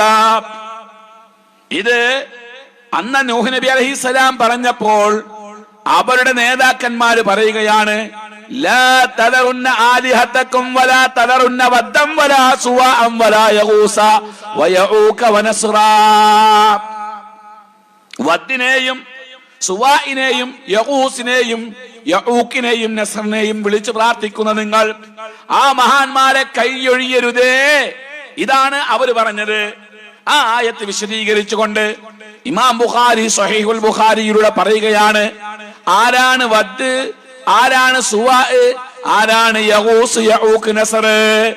ഇമാം ബുഖാരി പറയുന്നു, അസ്മാഉ റിജാലിൻ സ്വാലിഹീന മിൻ ഖൗമി നൂഹ്. പ്രിയപ്പെട്ട മുസ്ലിയാക്കന്മാർ ഈ ശബ്ദം കേൾക്കുന്നുണ്ടെങ്കിൽ, ബിരുദധാരികളായ മുസ്ലിയാക്കന്മാർ ഈ ശബ്ദം കേൾക്കുന്നുണ്ടെങ്കിൽ സ്വഹീഹുൽ ബുഖാരി ഒന്ന് മറിച്ചു നോക്കിയാൽ ഈ വിശദീകരണം കാണാം, ഈ ആയത്തിന്റെ വിശദീകരണം കാണാം. എന്താണ് അതിന്റെ വിശദീകരണത്തിൽ പറയുന്നത്? അസ്മാഉ റിജാലിൻ സ്വാലിഹീന മിൻ ഖൗമി നൂഹ്. നൂഹ് നബി അലൈഹിസ്സലാമിന്റെ കാലഘട്ടത്തിലെ സ്വാലിഹീങ്ങളായ മഹാന്മാരുടെ പേരാണ് വദ്, സുവാ, യഗൂസ്, യഊഖ്, നസ്ർ. എന്നിട്ട് എന്താ സംഭവിച്ചത്? വലമ്മ ഹലക്കു, അവര് മരിച്ചപ്പോൾ ഔഹ ശൈത്താനു ഇലാ ഖൗമിഹിം, പിശാച് ആ ജനതക്ക് ദുർബോധനം നൽകി. എന്താ ദുർബോധനം? അൻസിബു ഫീ മജാലിസിഹിം അല്ലതി കാനൂ യജ്ലിസൂന അൻസാബാ. ഈ മഹാന്മാർ ഇരുന്ന സ്ഥാനത്ത് അവരുടെ ഓർമ്മയ്ക്കായി ഒരു പ്രതിമ ഉണ്ടാക്കി വെക്കാൻ പിശാച് ദുർബോധനം കൊടുത്തു. അത് പ്രകാരം ഫഫഅലു, അവർ അപ്രകാരം ചെയ്തു. വലം യുഅബദ്, അവരെ ആരാധിച്ചില്ല. ഈ മഹാന്മാരെ പ്രതിമ ഉണ്ടാക്കി വെച്ചു, ആരാധിച്ചില്ല. അങ്ങനെ കാലം കഴിഞ്ഞപ്പോൾ പുതിയ തലമുറ വന്നു. പുതിയ തലമുറയ്ക്ക് ഈ പ്രതിമ എന്തിനുണ്ടാക്കി വെച്ചു എന്നുള്ള അറിവ് നഷ്ടപ്പെട്ടു. അങ്ങനെ പുതിയ തലമുറ വദ്ദിനെയും സുവാഹിനെയും ആരാധിക്കാൻ തുടങ്ങി. അതേ നടപടി തന്നെയാണ് ലാത്തയുടെ വിഷയത്തില് അന്നത്തെ മക്കൾക്കാർക്കും ഉണ്ടായത്. ലാത്ത എന്ന ആ സ്വാലിഹായ മനുഷ്യന്റെ രൂപം ഉണ്ടാക്കി വെച്ചുകൊണ്ട് അവരെ വിളിച്ച് പ്രാർത്ഥിക്കാൻ തുടങ്ങി. അതിനവര് പറഞ്ഞ മറുപടി എന്താ? അള്ളാഹു അല്ലാത്തവരെ വിളിച്ചു പ്രാർത്ഥിക്കാൻ, അള്ളാഹുവിൽ വിശ്വസിക്കുന്ന, പ്രപഞ്ചത്തെ സൃഷ്ടിച്ച സൃഷ്ടാവിൽ വിശ്വസിക്കുന്ന, ഖാലിഖായ അള്ളാഹുവിൽ വിശ്വസിക്കുന്ന, റാസിഖായ അള്ളാഹുവിൽ വിശ്വസിക്കുന്ന ഒരു പ്രതിസന്ധിയോ പ്രയാസമോ ശക്തമാണ് എങ്കിൽ അള്ളാഹുവിനെ മാത്രം വിളിച്ച് പ്രാർത്ഥിച്ചിരുന്ന ആളുകൾ അവർ ലാത്തയെയും ഉസ്സയെയും മനാത്തയെയും ഹുബുൽ അലയെയും എല്ലാം വിളിച്ച് പ്രാർത്ഥിക്കാൻ തുടങ്ങിയപ്പോൾ അതിന്റെ കാരണം അവരോട് ചോദിച്ചപ്പോൾ അവർ പറഞ്ഞതെന്താ? മാ നഅ്ബുദുഹും ഇല്ലാ ലിയുഖർരിബൂനാ ഇലല്ലാഹി സുൽഫാ. ഞങ്ങൾ ഇവരെ വിളിച്ച് പ്രാർത്ഥിക്കുന്നത്, മാ നഅ്ബുദുഹും, ഞങ്ങൾ ഇവരെ ആരാധിക്കുന്നത്, ഇവരെ വിളിച്ച് പ്രാർത്ഥിക്കുന്നത് ഇല്ലാ ലിയുഖർരിബൂനാ ഇലല്ലാഹി സുൽഫാ, അല്ലാഹുവിലേക്കുള്ള അടുപ്പക്കാരാണെന്ന് വിശ്വസിച്ചുകൊണ്ട് മാത്രമാണ്. അല്ലാഹുവിനെ വിശ്വസിച്ചുകൊണ്ടല്ല, മറിച്ച് അല്ലാഹുവിലേക്കുള്ള അടുപ്പക്കാരാണ് എന്ന് വിശ്വസിച്ചുകൊണ്ട് മാത്രമാണ് ഞങ്ങൾ ഇവരെ വിളിക്കുന്നത്. ഇവരാകാശത്തെ സൃഷ്ടിച്ചുവെന്നോ, ഭൂമിയെ സൃഷ്ടിച്ചുവെന്നോ, മഴ തരുമെന്നോ, അന്നം തരുമെന്നോ, ഞങ്ങളെ രക്ഷിക്കുമെന്നോ, ഞങ്ങളെ സൃഷ്ടിച്ചുവെന്നോ ഒന്നും ഒരു വിശ്വാസം ഞങ്ങൾക്കില്ല. മറിച്ച് ഈ സജ്ജനങ്ങളായ ആളുകൾ മുഖേന അള്ളാഹുവിലേക്ക് ഞങ്ങൾക്ക് അടുക്കാൻ കഴിയും. അതുകൊണ്ട് ആണ് ഞങ്ങൾ അവരെ വിളിച്ച് പ്രാർത്ഥിക്കുന്നത്. ഇതായിരുന്നു അവരുടെ വാദം. ആ വാദത്തിനെതിരായിക്കൊണ്ടാണ് അള്ളാന്റെ റസൂല് വന്നത്. അല്ലാണ്ട് അവര് തമ്മിൽ എന്തായിരുന്നു പ്രശ്നം? റസൂലുള്ളാഹി സ്വല്ലല്ലാഹു അലൈഹി വസല്ലമയും മക്കയിലെ മുശ്രിക്കുകളും തമ്മിൽ വേറെ വല്ല തർക്കം ഉണ്ടായിരുന്നു? ഒരു തർക്കം ഉണ്ടായില്ല. അവരെ വിളിച്ചിട്ട് അള്ളാന്റെ റസൂല് പറഞ്ഞത് എന്താ? നിങ്ങൾ അല്ലാഹുവിനെ മാത്രം ആരാധിക്കണം. യാ അയ്യുഹന്നാസ്, ഓ ജനങ്ങളെ, ഉഅ്ബുദൂ റബ്ബക്കുമുല്ലദീ ഖലഖക്കും വല്ലദീന മിൻ ഖബ്ലിക്കും ലഅല്ലക്കും തത്തഖൂൻ. നിങ്ങൾ നിങ്ങളെയും നിങ്ങളുടെ മുൻഗാമികളെയും സൃഷ്ടിച്ച അല്ലാഹുവിനെ വിളിച്ച് പ്രാർത്ഥിക്കുക. ഉഅ്ബുദൂ റബ്ബക്കുമുല്ലദീ ഖലഖക്കും വല്ലദീന മിൻ ഖബ്ലിക്കും ലഅല്ലക്കും തത്തഖൂൻ. നിങ്ങളെയും നിങ്ങളുടെ പൂർവികരെയും സൃഷ്ടിച്ച അല്ലാഹുവിനെ വിളിച്ച് പ്രാർത്ഥിക്കുക. അല്ലദീ ജഅല ലക്കുമുൽ അർള ഫിറാശാ, അവൻ ഭൂമിയെ വിരിപ്പാക്കി തന്നവനാണ്. വസ്സമാഅ ബിനാഅ, ആകാശത്തെ മച്ചാക്കി തന്നവനാണ്. വഅൻസല മിനസ് സമാഇ മാഅ, ആകാശത്ത് നിന്നും മഴ ഇറക്കി തന്നവനാണ്. അങ്ങനെ മഴ ഇറക്കി തന്ന സൃഷ്ടാവായ അള്ളാഹുവിനെ മാത്രം വിളിച്ച് പ്രാർത്ഥിക്കൂ. ഇതാണ് അള്ളാഹുവിന്റെ പ്രവാചകൻ മക്കയിലെ മുശ്രിക്കുകളോട് പറഞ്ഞത്. അങ്ങനെ പറഞ്ഞപ്പോൾ മക്കയിലെ മുശ്രിക്കുകൾ ആ നയത്തോട് സ്വീകരിച്ചത് എന്താ? അള്ളാന്റെ പ്രവാചകന്റെ പ്രഖ്യാപനത്തോട് സ്വീകരിച്ചത് എന്താ? അള്ളാന്റെ പ്രവാചകനോട് പറഞ്ഞത്, ഞങ്ങൾ ഞങ്ങളുടെ പൂർവികർ സ്വീകരിച്ച വഴിയിൽ നിന്നും വ്യതിചലിക്കുകയില്ല, ഞങ്ങളുടെ പൂർവികരുടെ പാതയിൽ നിന്നും ഞങ്ങൾ വ്യതിചലിക്കുകയില്ല. ഇതാണ് റസൂലുള്ളാഹി സ്വല്ലല്ലാഹു അലൈഹി വസല്ലമയോട് പറഞ്ഞത്. അതായിരുന്നു മക്കയിലെ ജാഹിലിയ്യ കാലഘട്ടക്കാരും മക്കയിലെ തൗഹീദിന്റെ ആളുകളുടെയും ഇടയിലുണ്ടായിരുന്ന അഭിപ്രായ വ്യത്യാസം ഈ ഇസ്തിഗാസക്കെതിരായിരുന്നു. എന്നാൽ അതേ ഇസ്തിഗാസയല്ലേ ഇന്നത്തെ ആളുകൾ ഇവിടെ കൊണ്ടുവന്നിട്ടുള്ളത്? അതേ ഇസ്തിഗാസ ഇന്നത്തെ ആളുകൾ ഇവിടെ കൊണ്ടുവന്നു. മരിച്ചുപോയ മഹാന്മാരെ വിളിച്ച് പ്രാർത്ഥിക്കുക. 1926 കേരളത്തിൽ ഒരു പുതിയ സംഘടന ഉണ്ടാക്കി. 1926 ചരിത്രം ഒന്ന് വായിക്കണം നിങ്ങൾ. അതായത് കേരളീയ മുസ്ലിമീങ്ങളുടെ അക്കാലഘട്ടത്തിലെ ഐക്യത്തിന് വേണ്ടിയും കേരളീയ മുസ്ലിമീങ്ങൾ പല ചേരികളിലായിട്ട് നിൽക്കുന്ന കാലഘട്ട. ആ കാലഘട്ടത്തിൽ മുസ്ലിമീങ്ങളെ ഏകോപിപ്പിച്ചുകൊണ്ട് അവർക്കിടയിൽ ഐക്യമനിവാര്യമായി വന്നപ്പോൾ മുസ്ലിം ഐക്യസംഘം എന്ന പേരിൽ ഒരു സംഘടന ഉണ്ടാക്കുകയും 1924 കേരള ജംഇയ്യത്തുൽ ഉലമ അഹ്ലുസുന്നത്തി വൽ ജമാഅ എന്ന മഹിതമായ പണ്ഡിത സഭ രൂപീകരിക്കുകയും ചെയ്ത കാലഘട്ടം. ആ കാലഘട്ടത്തിന് ശേഷം 1926 കേരളത്തിൽ ഒരു പുതിയ പ്രസ്ഥാനം ഉണ്ടാക്കി. ആ പ്രസ്ഥാനത്തിന്റെ പേരാണ് സമസ്ത കേരള ജംഇയ്യത്തുൽ ഉലമ. ഇന്ന് വരെ മുതുപറമ്പുകാർ കേട്ടിരിക്കുന്നത് എന്താ? മുജാഹിദുകൾ പുതിയ പ്രസ്ഥാനം ഉണ്ടാക്കി വന്നു എന്നാ. അല്ല, മുജാഹിദുകളല്ല പുതിയ പ്രസ്ഥാനം ഉണ്ടാക്കി വന്നത്. കേരളത്തിൽ കേരള ജംഇയ്യത്തുൽ ഉലമ അഹ്ലുസുന്നത്തി വൽ ജമാഅ എന്ന പണ്ഡിത സംഘടനയ്ക്കെതിരായിക്കൊണ്ട് ആ പ്രസ്ഥാനം ഇവിടെ വളർന്നു വന്നപ്പോൾ അതിനെതിരെ രൂപീകരിച്ച സംഘടനയാണ് സമസ്ത കേരള ജംഇയ്യത്തുൽ ഉലമ 1926. ആ സമസ്ത കേരള ജംഇയ്യത്തുൽ ഉലമ ഫറൂഖിൽ വെച്ച് നടത്തിയ അവരുടെ സമ്മേളനത്തിലെ പ്രമേയത്തിലൂടെ സമസ്ത കേരള ജംഇയ്യത്തുൽ ഉലമ പഠിപ്പിക്കുന്നത് എന്താ? മരിച്ചുപോയ മഹാന്മാരെ നേരിട്ട് വിളിച്ച് സഹായം അഭ്യർത്ഥിക്കുകയും അവരെ നേരിട്ട് വിളിക്കലും അത് അഹ്ലുസുന്നത്തി വൽ ജമാഅത്തിന്റെ ആശയത്തിൽപ്പെട്ടതാണ്. അതാണ് ഫറൂഖ് സമ്മേളനത്തിലൂടെ പറഞ്ഞത്. സത്യത്തിൽ ആ പ്രമേയമാണ് ഇന്ന് സമൂഹത്തിന്റെ ഇടയില് മരിച്ചുപോയവരെ വിളിച്ച് പ്രാർത്ഥിക്കുക എന്ന ആ ശിർക്കനാശയത്തെ ഇവിടെ പ്രചരിപ്പിക്കാനുണ്ടായ കാരണവും. അപ്പൊ നമ്മൾ മനസ്സിലാക്കുക, അഹ്ലുസുന്നത്തി വൽ ജമാഅ എന്ന് പറയുമ്പോൾ അള്ളാഹുവിനെ മാത്രം വിളിച്ച് പ്രാർത്ഥിക്കലാണോ സുന്നത്ത് ജമാഅത്ത്? അതല്ല, മരിച്ചുപോയ മഹാന്മാരെയും അള്ളാഹിനെയും വിളിച്ച് പ്രാർത്ഥിക്കലാണോ സുന്നത്ത് ജമാഅത്ത് എന്ന് വിധി എഴുതേണ്ടത് നാട്ടുകാരാണ്. അവരാണ് ഇത് പ്രഖ്യാപിക്കേണ്ടത്, അവരാണ് ഇതിനെ മാർക്കിടേണ്ടത്. അള്ളാഹിനെ മാത്രം വിളിച്ച് പ്രാർത്ഥിച്ച അള്ളാഹിന്റെ റസൂലും ലാത്തയെയും ഉസ്സയെയും വിളിച്ച് പ്രാർത്ഥിച്ചിരുന്ന അബൂജഹലും ഈ രണ്ടാളുകൾക്കിടയിൽ അള്ളാന്റെ റസൂൽ സ്വീകരിച്ച സുന്നത്ത് ജമാഅത്താണോ അതല്ല അബൂജഹൽ സ്വീകരിച്ച ആദർശമാണോ ഇവിടെ നെഞ്ചിലേറ്റിയിട്ടുള്ളത്? ഇവര് വിശ്വസിക്കുന്നത് എന്താണെന്ന് വെച്ചാൽ അള്ളാഹുവിനുള്ള കഴിവുകളൊക്കെ മഹാന്മാർക്കും ഉണ്ട് എന്ന, മരിച്ചുപോയവർക്കും മരിച്ചുപോയ മഹാന്മാർക്കെല്ലാം അള്ളാഹുവിനുള്ള കഴിവ് പോലെ അള്ളാഹ് കൊടുത്ത കഴിവ് അതുകൊണ്ട് പറഞ്ഞാൽ മതിയല്ലോ ഉണ്ടെന്ന വിശ്വാസം. അത് പ്രകാരം വിളിക്കുന്നത്. സത്യത്തിൽ ആ ഒരു വിശ്വാസം കേരളീയ മുസ്ലിമീങ്ങൾക്കിടയിൽ പ്രചരിപ്പിക്കുന്നതിൽ സമസ്ത കേരള ജംഇയ്യത്തുൽ ഉലമയുടെ പങ്ക് കുറച്ചൊന്നുമല്ല. ആ ഒരു വിശ്വാസം സത്യത്തിൽ നമ്മുടെ നാട്ടിലേക്ക് വരുമ്പോൾ അതിന്റെ പിന്നിലുള്ള പിന്നണി പ്രവർത്തകർ ആരാണ് എന്നൊരു തിരിച്ചറിവ് നമുക്കുണ്ടാകണം. ആ ഒരു വിശ്വാസത്തെ മുസ്ലിം ഉമ്മത്തിന്റെ ഇടയിലേക്ക് കൊണ്ടുവന്നത് ഇസ്ലാമിനെ തകർത്ത് കളയാൻ ലക്ഷ്യം വെച്ച് നടക്കുന്ന ജൂതന്മാരുടെ തന്ത്രമാണ്.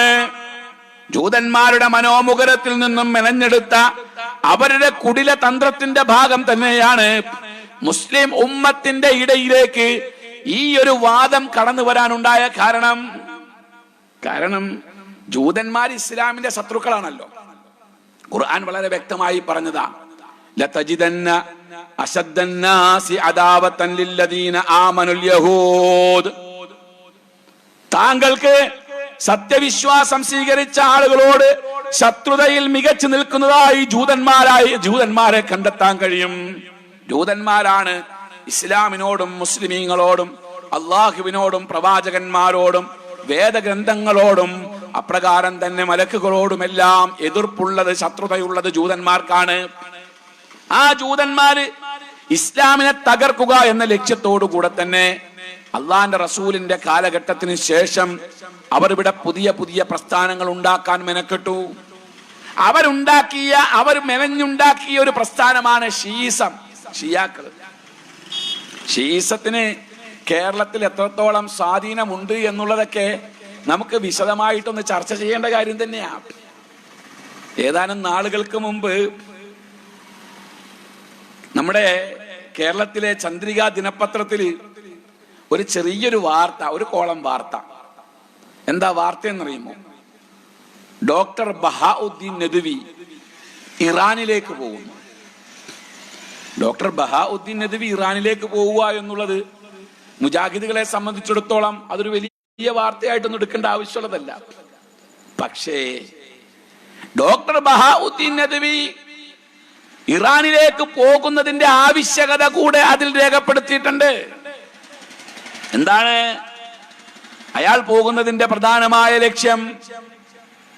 ഇറാനിൽ നടക്കുന്ന ഈദുൽ ഖദീറിൽ സംബന്ധിക്കാൻ വേണ്ടിയാണ് ബഹാഉദ്ദീൻ നദ്വി കൂരിയാട് ഇറാനിലേക്ക് പോയത്.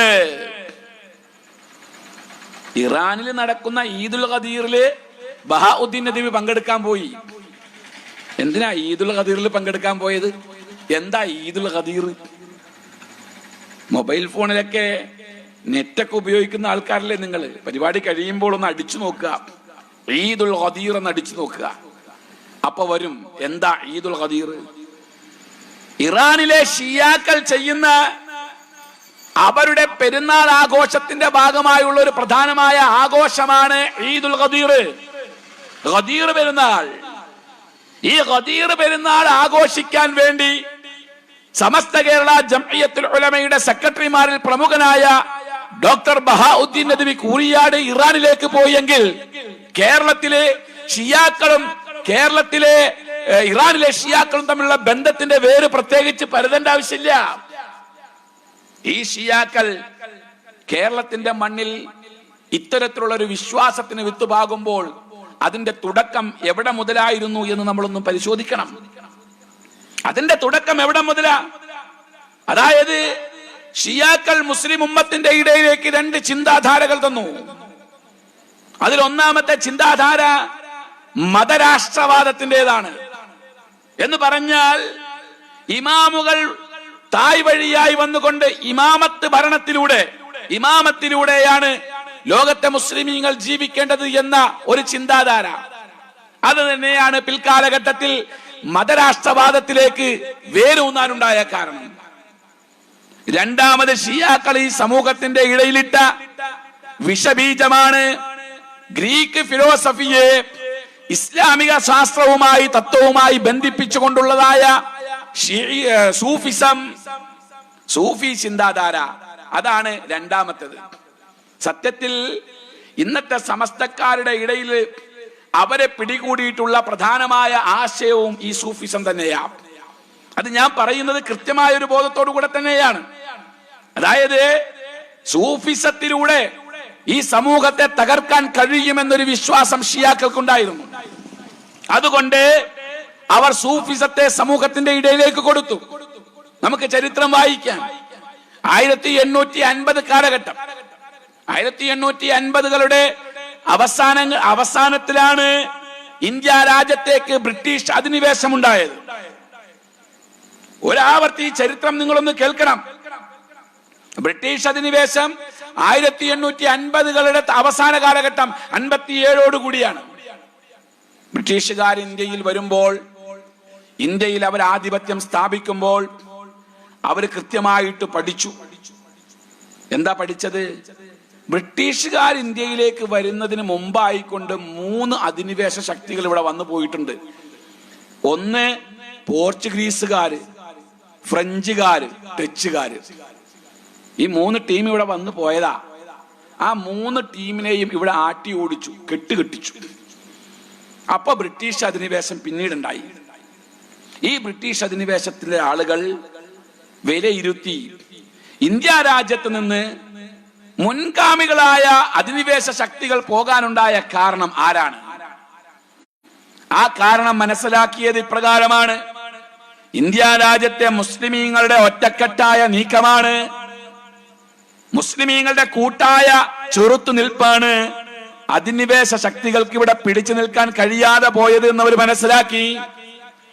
അങ്ങനെ മനസ്സിലാക്കിയ അന്നത്തെ ബ്രിട്ടീഷ് നേതാക്കന്മാര് 1857 അക്കാലഘട്ടത്തിലെ അഖിലെ ഹദീസിന്റെ പ്രമുഖനായ പണ്ഡിതനായ ഷെയ്ഖ് നാദിർ ഹുസൈൻ ദഹ്ലവിയെയും ഷെയ്ഖ് ജഅഫർ താനിസാരിയെയും ഷെയ്ഖ് യഹിയ അലി സ്വാദിഖ് പൂരിയെയും എല്ലാം അറസ്റ്റ് ചെയ്തു. അവരെയൊക്കെ അറസ്റ്റ് ചെയ്തു. എന്തിനാ? ഇവിടെ അഖിലെ ഹദീസിന്റെ പ്രവർത്തകരിലൂടെയാണ് അധിനിവേശ ശക്തികൾക്ക് പിടിച്ചു നിൽക്കാൻ കഴിയാതെ പോയതെന്ന് അവർ മനസ്സിലാക്കി. ഇവരെ അറസ്റ്റ് ചെയ്താൽ ഇവിടെ ഒരു സലഫി മുന്നേറ്റം ഇല്ലാതെയായാൽ തന്നെ മുസ്ലിമീങ്ങളെ ഒതുക്കാൻ കഴിയുമെന്ന് മനസ്സിലാക്കി. അതിനവരെ പല ആളുകളെയും സമീപിച്ചു. മുസ്ലിമീങ്ങളെ ഒന്ന് ഭിന്നിപ്പിക്കാൻ വേണ്ടി. അത് ബ്രിട്ടീഷ് തന്ത്രമാണല്ലോ, മുസ്ലിമീങ്ങളെ ഒന്ന് ഭിന്നിപ്പിക്കണം. അങ്ങനെ ഭിന്നിപ്പിക്കാൻ വേണ്ടി അവർ ഇറങ്ങി പുറപ്പെട്ടപ്പോൾ അവരുടെ ഇടയിൽ അവർക്ക് കിട്ടിയ ഒരു നേതാവാണ് ഗുലാം അഹമ്മദ് ഖാദിയാനി. ഗുലാം അഹമ്മദ് ഖാദിയാനി എന്ന ആളെ അവർക്ക് കിട്ടി. ഗുലാം അഹമ്മദ് ഖാദിയാനിയുടെ വാദങ്ങളൊന്നും ഇന്ത്യ രാജ്യത്തെ മുസ്ലിമീങ്ങളുടെ മുമ്പിൽ വിലപ്പോയില്ല. ബ്രിട്ടീഷുകാർ തെരഞ്ഞെടുത്ത, മുസ്ലിമീങ്ങളെ ഭിന്നിപ്പിക്കാൻ വേണ്ടി തെരഞ്ഞെടുത്ത ആ നേതാവിനെ മുസ്ലിമീങ്ങൾ അംഗീകരിച്ചില്ല. അംഗീകരിക്കാതെ വന്നിടത്ത് ബ്രിട്ടീഷുകാർ പരാജയപ്പെട്ടു പോയി എന്ന് വിശ്വസിക്കണ്ട. ബ്രിട്ടീഷുകാര് മറ്റൊരു നേതാവിനെ തെരഞ്ഞുപിടിക്കാൻ ശ്രമം നടത്തി.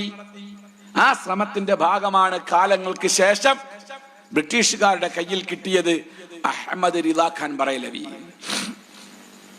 ചരിത്രം ഒന്ന് വായിക്കാം നമ്മള്.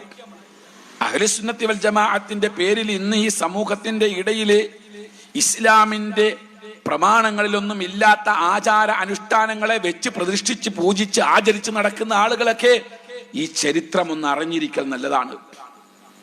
ആരാ അഹമ്മദ് റിളാ ഖാൻ ബറേലവി? പോയി ചോദിച്ചു നോക്ക് സമസ്തക്കാരോട്. അഹമ്മദ് റിളാ ഖാൻ ബറേലവിയുടെ പേര് കേട്ടാൽ റളിയല്ലാഹു അൻഹു പറഞ്ഞുകൊണ്ട് അവർ എഴുന്നേറ്റ് നിൽക്കും.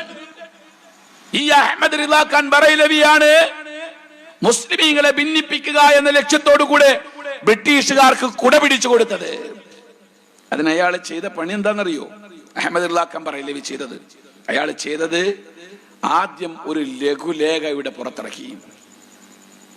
ആ ലഘുലേഖയുടെ പേര് ഇഅ്ലാമുൽ അഅ്ലാം ബിഅന്ന ഹിന്ദുസ്ഥാൻ ദാറുൽ ഇസ്ലാം. എല്ലാ ആളുകൾക്കും കൊടുക്കുന്ന മുന്നറിയിപ്പ്, ഇന്ത്യ രാജ്യം ദാറുൽ ഇസ്ലാമാണ്, ഇസ്ലാമിന്റെ നാടാണ്. ആ ഇസ്ലാമിന്റെ നാടായ ഇന്ത്യയിൽ മുസ്ലിമീങ്ങളെയും അമുസ്ലിമീങ്ങളെയും എല്ലാം ഭരിക്കാൻ വേണ്ടി നമ്മൾ ചുമതലപ്പെടുത്തിയ ആളുകളാണ് ബ്രിട്ടീഷുകാർ. അതായിരുന്നു അഹമ്മദ് റിളാ ഖാൻ ബറേലവിയുടെ ആ കൃതിയിൽ ഉണ്ടായിരുന്ന പ്രധാനമായ ആശയം. ആ കൃതിയിൽ അഹമ്മദ് റിളാ ഖാൻ ബറേലവി പറയുന്ന വാക്കുകൾ ഞാനൊന്ന് വായിച്ചു കേൾപ്പിക്കാം. എന്നിട്ട് നമ്മുടെ നാട്ടുകാരൊന്ന് വിധി എഴുതണം എന്താണ് വിഷയമെന്ന്. റിളാ ഖാൻ ബറേലവി പറയുകയാണ്, അന്നൽ വഹാബിയീന ലമുർത്തദ്ദൂൻ, നിശ്ചയം വഹാബികൾ മുർത്തദ്ദുകളാണ്.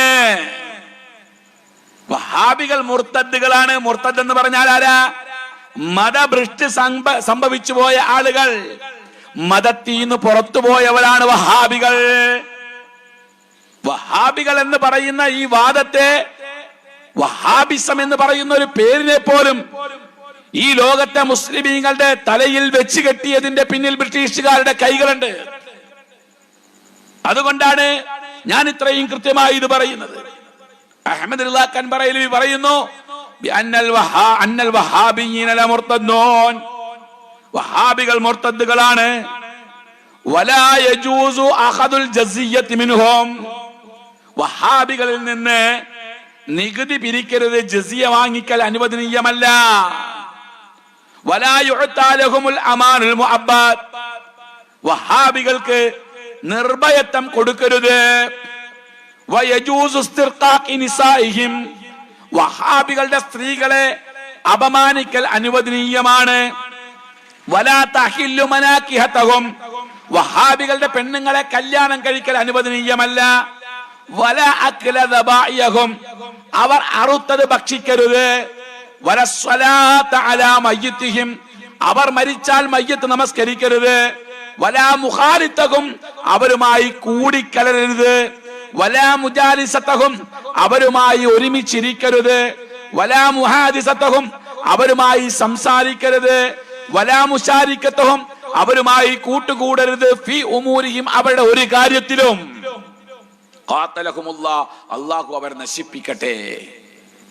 ഇത് 1850കളുടെ അവസാനങ്ങളിൽ അഹമ്മദ് റിളാ ഖാൻ ബറേലവി ബ്രിട്ടീഷുകാർക്ക് വേണ്ടി ഇന്ത്യയിൽ എഴുതി വെച്ച വഹാബി വിരുദ്ധ പ്രസ്താവനയാണ്. എന്നാൽ 1926 സമസ്ത കേരള ജംഇയ്യത്തുൽ ഉലമ രൂപീകരിച്ചതിന് ശേഷം ആ സമസ്ത കേരള ജംഇയ്യത്തുൽ ഉലമ മദ്രസയിൽ പഠിപ്പിക്കുന്ന കുട്ടികളെ വരെ പഠിപ്പിച്ച ആശയം എന്താ? 4ാം ക്ലാസ്സിലെ അഖ്ലാഖ് പുസ്തകത്തിൽ ഞാൻ പഠിച്ച കാലഘട്ടത്തിലുണ്ട്, ഇന്നുണ്ടോ എന്ന് എനിക്കറിയില്ല. എന്താ അവര് പറയുന്നത്? മുജാഹിദുകളെ, പുത്തൻവാദികളെ കണ്ടാൽ മിണ്ടരുത്, സലാം പറയരുത്, പെണ്ണ് കൊടുക്കരുത്, വിവാഹം കഴിക്കരുത്. ഇത് ഹദീസ് കൊണ്ട് സ്ഥിരപ്പെട്ട കാര്യമാണ്. ഈ വാദം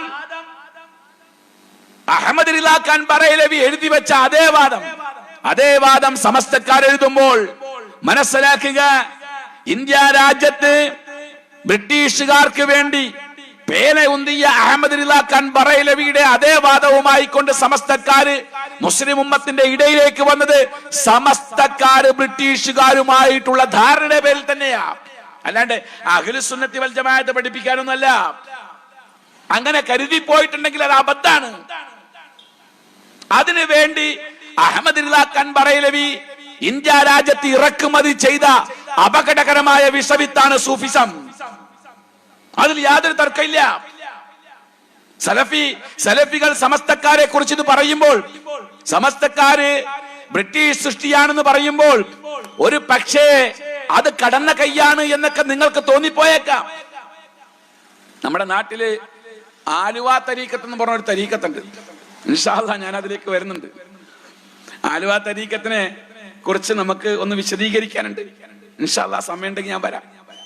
ഈ ആലുവ തരീഖത്തുകാര് കേരളത്തിലെ മുസ്ലിമീങ്ങളെ ഉത്ബുദ്ധരാക്കാൻ വേണ്ടി എഴുതി പുറത്തിറക്കുന്ന ഒരു പ്രസിദ്ധീകരണമാണ് പ്രകാശം എന്ന പേരിലുള്ള ഒരു പുസ്തകം. പ്രകാശം 2014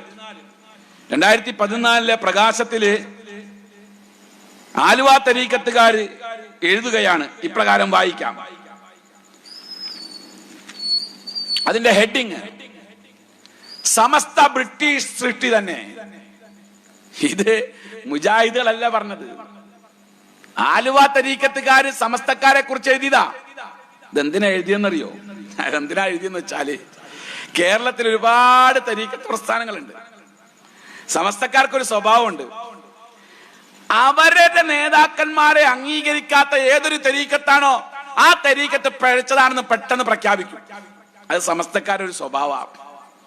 നൂറിഷാ തരീഖത്തുള്ള കാലഘട്ടത്തില്, നൂർഷാ തങ്ങളുള്ള കാലഘട്ടത്തില് നൂറിഷാ തങ്ങളെ ഏറ്റിപ്പിടിച്ചുകൊണ്ട് നടന്ന ആളുകള് ആ നൂറിഷാ തങ്ങളുടെ നാമധേയത്തിൽ ഉണ്ടാക്കിയ ജാമിയ നൂരിയ അറബി കോളേജ് അടക്കം ഇന്നും പേര് പോലും മാറ്റാൻ കഴിയാതെ കിടക്കുന്ന ആ സ്ഥാപനം അടക്കം അവരുണ്ടാക്കിയിട്ട് നൂറിഷാ തങ്ങള് സമസ്തയുടെ സെക്രട്ടറിയുടെ മുകളിലായി പോകുമെന്ന ഭയത്തിന്റെ പേരിൽ സമസ്തയുടെ സെക്രട്ടറി കൊടുത്ത ഫത്വയാണ് നൂറിഷാ തരീഖത്ത് പിഴച്ചതാണെന്ന്. അങ്ങനെ പിഴച്ചതായി സമസ്തക്കാര് പ്രഖ്യാപിച്ച ഒരു തരീഖത്താണ് ആലുവ തരീഖത്ത്. ആ ആലുവ തരീഖത്തുകാരാണ് സമസ്തക്കാരെ കുറിച്ച് എഴുതുന്നത് സമസ്ത ബ്രിട്ടീഷ് സൃഷ്ടി തന്നെ. എങ്കിൽ എന്തുകൊണ്ടാണ് സമസ്ത ബ്രിട്ടീഷ് സൃഷ്ടിയായത്? സമസ്തക്കാരുടെ വാദവും ബ്രിട്ടീഷ് അനുകൂലിയായ അന്നത്തെ അഹമ്മദ് റിള ഖാൻ ബറേലവിയുടെ വാദവും ഒന്നായത് എവിടെയാണ്? അവിടെയാണ് നമ്മൾ മനസ്സിലാക്കേണ്ടത്. ഇസ്ലാമിനെ തകർക്കാൻ വേണ്ടി ഇറങ്ങി പുറപ്പെട്ട ഷിയാക്കളുടെ ആശയത്തെ ഇന്ത്യയിലെ മുസ്ലിമീങ്ങളുടെ മനസ്സിലേക്ക് ഇട്ടുകൊടുക്കുവാൻ ഏറ്റവും എളുപ്പമായ വഴി സൂഫിസമാണ് എന്നുള്ളത്. അതിനുവേണ്ടി സൂഫിസത്തെ പല തരീഖത്തുകളും പല രൂപത്തിലുമാക്കിക്കൊണ്ട് മുസ്ലിമീങ്ങളുടെ ഇടയിലേക്ക് ഇട്ടുതന്നു. മുസ്ലിമീങ്ങളുടെ ഇടയിലേക്ക് ഇട്ടുതരുമ്പോൾ നമ്മൾ മനസ്സിലാക്കേണ്ട പ്രധാനമായ കാര്യം, കേരളത്തിൽ ഏകദേശം 150ഓളം തരീഖത്തുകളുണ്ട്. ഞാൻ പഠിച്ച് മനസ്സിലാക്കിയ തരീഖത്തുകളായത്. നമ്മൾ അറിയാത്ത തരീഖത്തുകൾ എത്ര ഉണ്ടെന്ന് എനിക്കറിയില്ല കേട്ടോ. നമ്മളെ അറിഞ്ഞ പേര്, ഔദ്യോഗികമായി പേര് കൊണ്ട് സ്ഥിരപ്പെട്ട ഏകദേശം 150ഓളം തരീഖത്തുകൾ കേരളത്തിലുണ്ട്. ഈ 150ഓളം തരീഖത്തില് പേരെടുത്ത് പറയാൻ പറ്റിയ കൊണ്ടോട്ടി തരീഖത്ത്, കൊരൂർ തരീഖത്ത്, ചേറ്റൂർ തരീഖത്ത്, നൂരിഷാ തരീഖത്ത്, ശംസിയ തരീഖത്ത്, തീജാനി തരീഖത്ത്, വടകര തരീഖത്ത്, പട്ടിക്കാട് തരീഖത്ത്, ബഗ്ദാദി തരീഖത്ത്, ഹമദാനി തരീഖത്ത്, മുതുവമ്മൽ തരീഖത്ത്, അകലാട് തരീഖത്ത്, പുലാമന്തോൾ തരീഖത്ത്, ആലുവ തരീഖത്ത്, വേങ്ങാട് തരീഖത്ത്, കക്കാട് തരീഖത്ത്, ആലുന്തറ തരീഖത്ത്, കളന്തോട് തരീഖത്ത്, പൂക്കടശ്ശേരി തരീഖത്ത്, പടപ്പറമ്പ് തരീഖത്ത്, തുളിക്കോട് തരീഖത്ത്. ഇത്രയും തരീഖത്തിനെ സമസ്തക്കാര് പിഴച്ച തരീഖത്തായിട്ട് എഴുതിയിരിക്കണേ. ഇത്രയും തരീഖത്ത് സമസ്തക്കാര് പിഴച്ചതായിട്ട് എഴുതിയിരിക്കുന്നതാണ്. അപ്പൊ പിഴക്കാത്ത ബാക്കി എല്ലാ തരീഖത്തുകളും, ആ തരീഖത്തുകൾ പിഴക്കാത്ത തരീഖത്താണല്ലോ. ഈ തരീഖത്തുകളിൽ ഏത് തരീഖത്തിന്റെ ആശയമാണ് അഹ്ലുസുന്നയുടെ ആശയവുമായിട്ട് ബന്ധമുള്ളതെന്ന് പറയാൻ സമസ്തക്കാർ തയ്യാറുണ്ടോ? ഇല്ല, കഴിയില്ല. കാരണം എന്താ? തരീഖത്തുകളിലൂടെ ഒന്ന് പഠനം നടത്തിയപ്പോൾ തരീഖത്തുകളുടെ എല്ലാം വാദങ്ങൾ ഒരേ മുനയിലാണ്. തരീഖത്തുകളുടെ വാദങ്ങൾ എവിടെയാ? തരീഖത്തുകൾ പറയുന്നത് സൃഷ്ടാവായ ഏകനായ പ്രപഞ്ചത്തെ നിയന്ത്രിക്കുന്ന മാലിക്കുൽ മുൽക്കായ അള്ളാഹുവിലേക്കല്ല തരീഖത്തുകൾ ഈ സമൂഹത്തെ എത്തിക്കുന്നത്. മറിച്ച് തരീഖത്തുകളുടെ വിശ്വാസപ്രകാരം അള്ളാഹു എന്നൊരു ശക്തിയെ കുറിച്ചല്ല അവർ ഈ സമൂഹത്തെ പഠിപ്പിച്ചത്. മറിച്ച് അള്ളാഹുവിന്റെ പ്രതിരൂപമായി കൊണ്ട് മഹാന്മാരാണ് ഈ ലോകത്ത് ഉള്ളത് എന്നും ആ മഹാന്മാരെ നേരിട്ട് വിളിച്ച് പ്രാർത്ഥിക്കാമെന്നുമുള്ളതാണ് തരീഖത്ത് പ്രസ്ഥാനം, സൂഫി പ്രസ്ഥാനം ഈ സമൂഹത്തെ പഠിപ്പിച്ചത്. അതിന് അവരെന്താ ചെയ്തത്? വിശുദ്ധ ഖുർആന്റെ ആയത്തുകളെ അപ്പാടെ അട്ടിമറിച്ചു. വിശുദ്ധ ഖുർആന്റെ ആയത്തുകളെ അപ്പാടി അട്ടിമറിച്ചു. എന്നിട്ട് ആയത്തുകളെ അവർ ദുർവ്യാഖ്യാനിച്ചുകൊണ്ട് അല്ലാഹു എന്ന പ്രപഞ്ച സൃഷ്ടാവായ രക്ഷിതാവിനെ അവർ ഈ സമൂഹത്തിന്റെ മുമ്പിൽ തെറ്റിദ്ധരിപ്പിച്ചു. അവര് പറയുന്നത് എന്താന്ന് വെച്ചാൽ, അല്ലാഹ് ഖുർആനിൽ പറഞ്ഞത് എന്താ? മലക്കുകളെ വിളിച്ചു പറഞ്ഞത് എന്താ? ഇന്നി ജാഇലുൻ ഫിൽ അർളി ഖലീഫ, ഞാൻ ഭൂമിയിൽ ഒരു ഖലീഫയെ സൃഷ്ടിക്കാൻ പോകുന്നു. ഇത് അല്ലാഹ് പറഞ്ഞതാണ്. ഖലീഫ എന്ന് പറഞ്ഞാൽ ശരിക്കും ഈ ഭാഗം ഒന്ന് ശ്രദ്ധിക്കണം. ഇടയ്ക്ക് വെച്ച് കേട്ടിട്ട് നിങ്ങൾ മുറിഞ്ഞു പോകരുത്. കാരണം അപകടകരമായ ഒരു ഭവിഷ്യത്ത് ഈ സമൂഹത്തെ വേട്ടയാടി കഴിഞ്ഞു എന്നതിന്റെ കൃത്യമായ രേഖയായത്. അതിന് മറ പിടിച്ചതോ അഹ്ലുസുന്നത്തി വൽ ജമാഅ എന്ന പവിത്രമായ ഒരു നാമവും. അവർ പറയുന്നത് ഖലീഫ എന്ന് പറഞ്ഞാൽ എന്താ? ഇവിടുത്തെ തരീഖത്തുകാരോട് ചോദിച്ചു നോക്ക്. തരീഖത്തുകാർ ഈ ശബ്ദം കേൾക്കുന്നുണ്ടല്ലോ, ചോദിച്ചു നോക്ക്. ഖലീഫ എന്ന് പറഞ്ഞാൽ അള്ളാന്റെ പ്രതിനിധി എന്ന് പറഞ്ഞ അള്ളാഹ് ചെയ്യണ പണി ഈ ഭൂമിയിൽ ചെയ്യാൻ അള്ളാഹ് നിയോഗിച്ച ആൾക്കാർ. അള്ളാഹ് എന്ന് വിളിക്കൂല എന്നുള്ളൂ, പക്ഷെ അള്ളാഹുടെ എല്ലാ കഴിവും അവർക്കുണ്ട്. അതാണ് ഖലീഫയുടെ അർത്ഥം എന്നാ ഈ സമൂഹത്തെ പഠിപ്പിച്ചത്. എന്നാൽ ഖലീഫ എന്ന് പറയുന്ന പദത്തിന്റെ അർത്ഥം എന്താ? അത് ആദ്യമായി കേട്ട മലക്കുകളുടെ പ്രതികരണത്തിൽ നിന്ന് വായിക്കാൻ പറ്റും. അള്ളാഹുവിന്റെ പണി ഭൂമിയിൽ ചെയ്യാൻ അള്ളാഹ് നിയോഗിച്ചൊരു പ്രതിനിധിയെ ഭൂമിയിലേക്ക് അള്ളാഹ് അയക്കുമ്പോൾ മനുഷ്യർക്കിടയിൽ രക്തച്ചൊരിച്ചിൽ ഉണ്ടാക്കേണ്ട ആവശ്യമുണ്ടോ? വേണ്ടല്ലോ, അതിന്റെ ആവശ്യമില്ലല്ലോ. പക്ഷെ മലക്കുകൾ ചോദിച്ചത് എന്താ?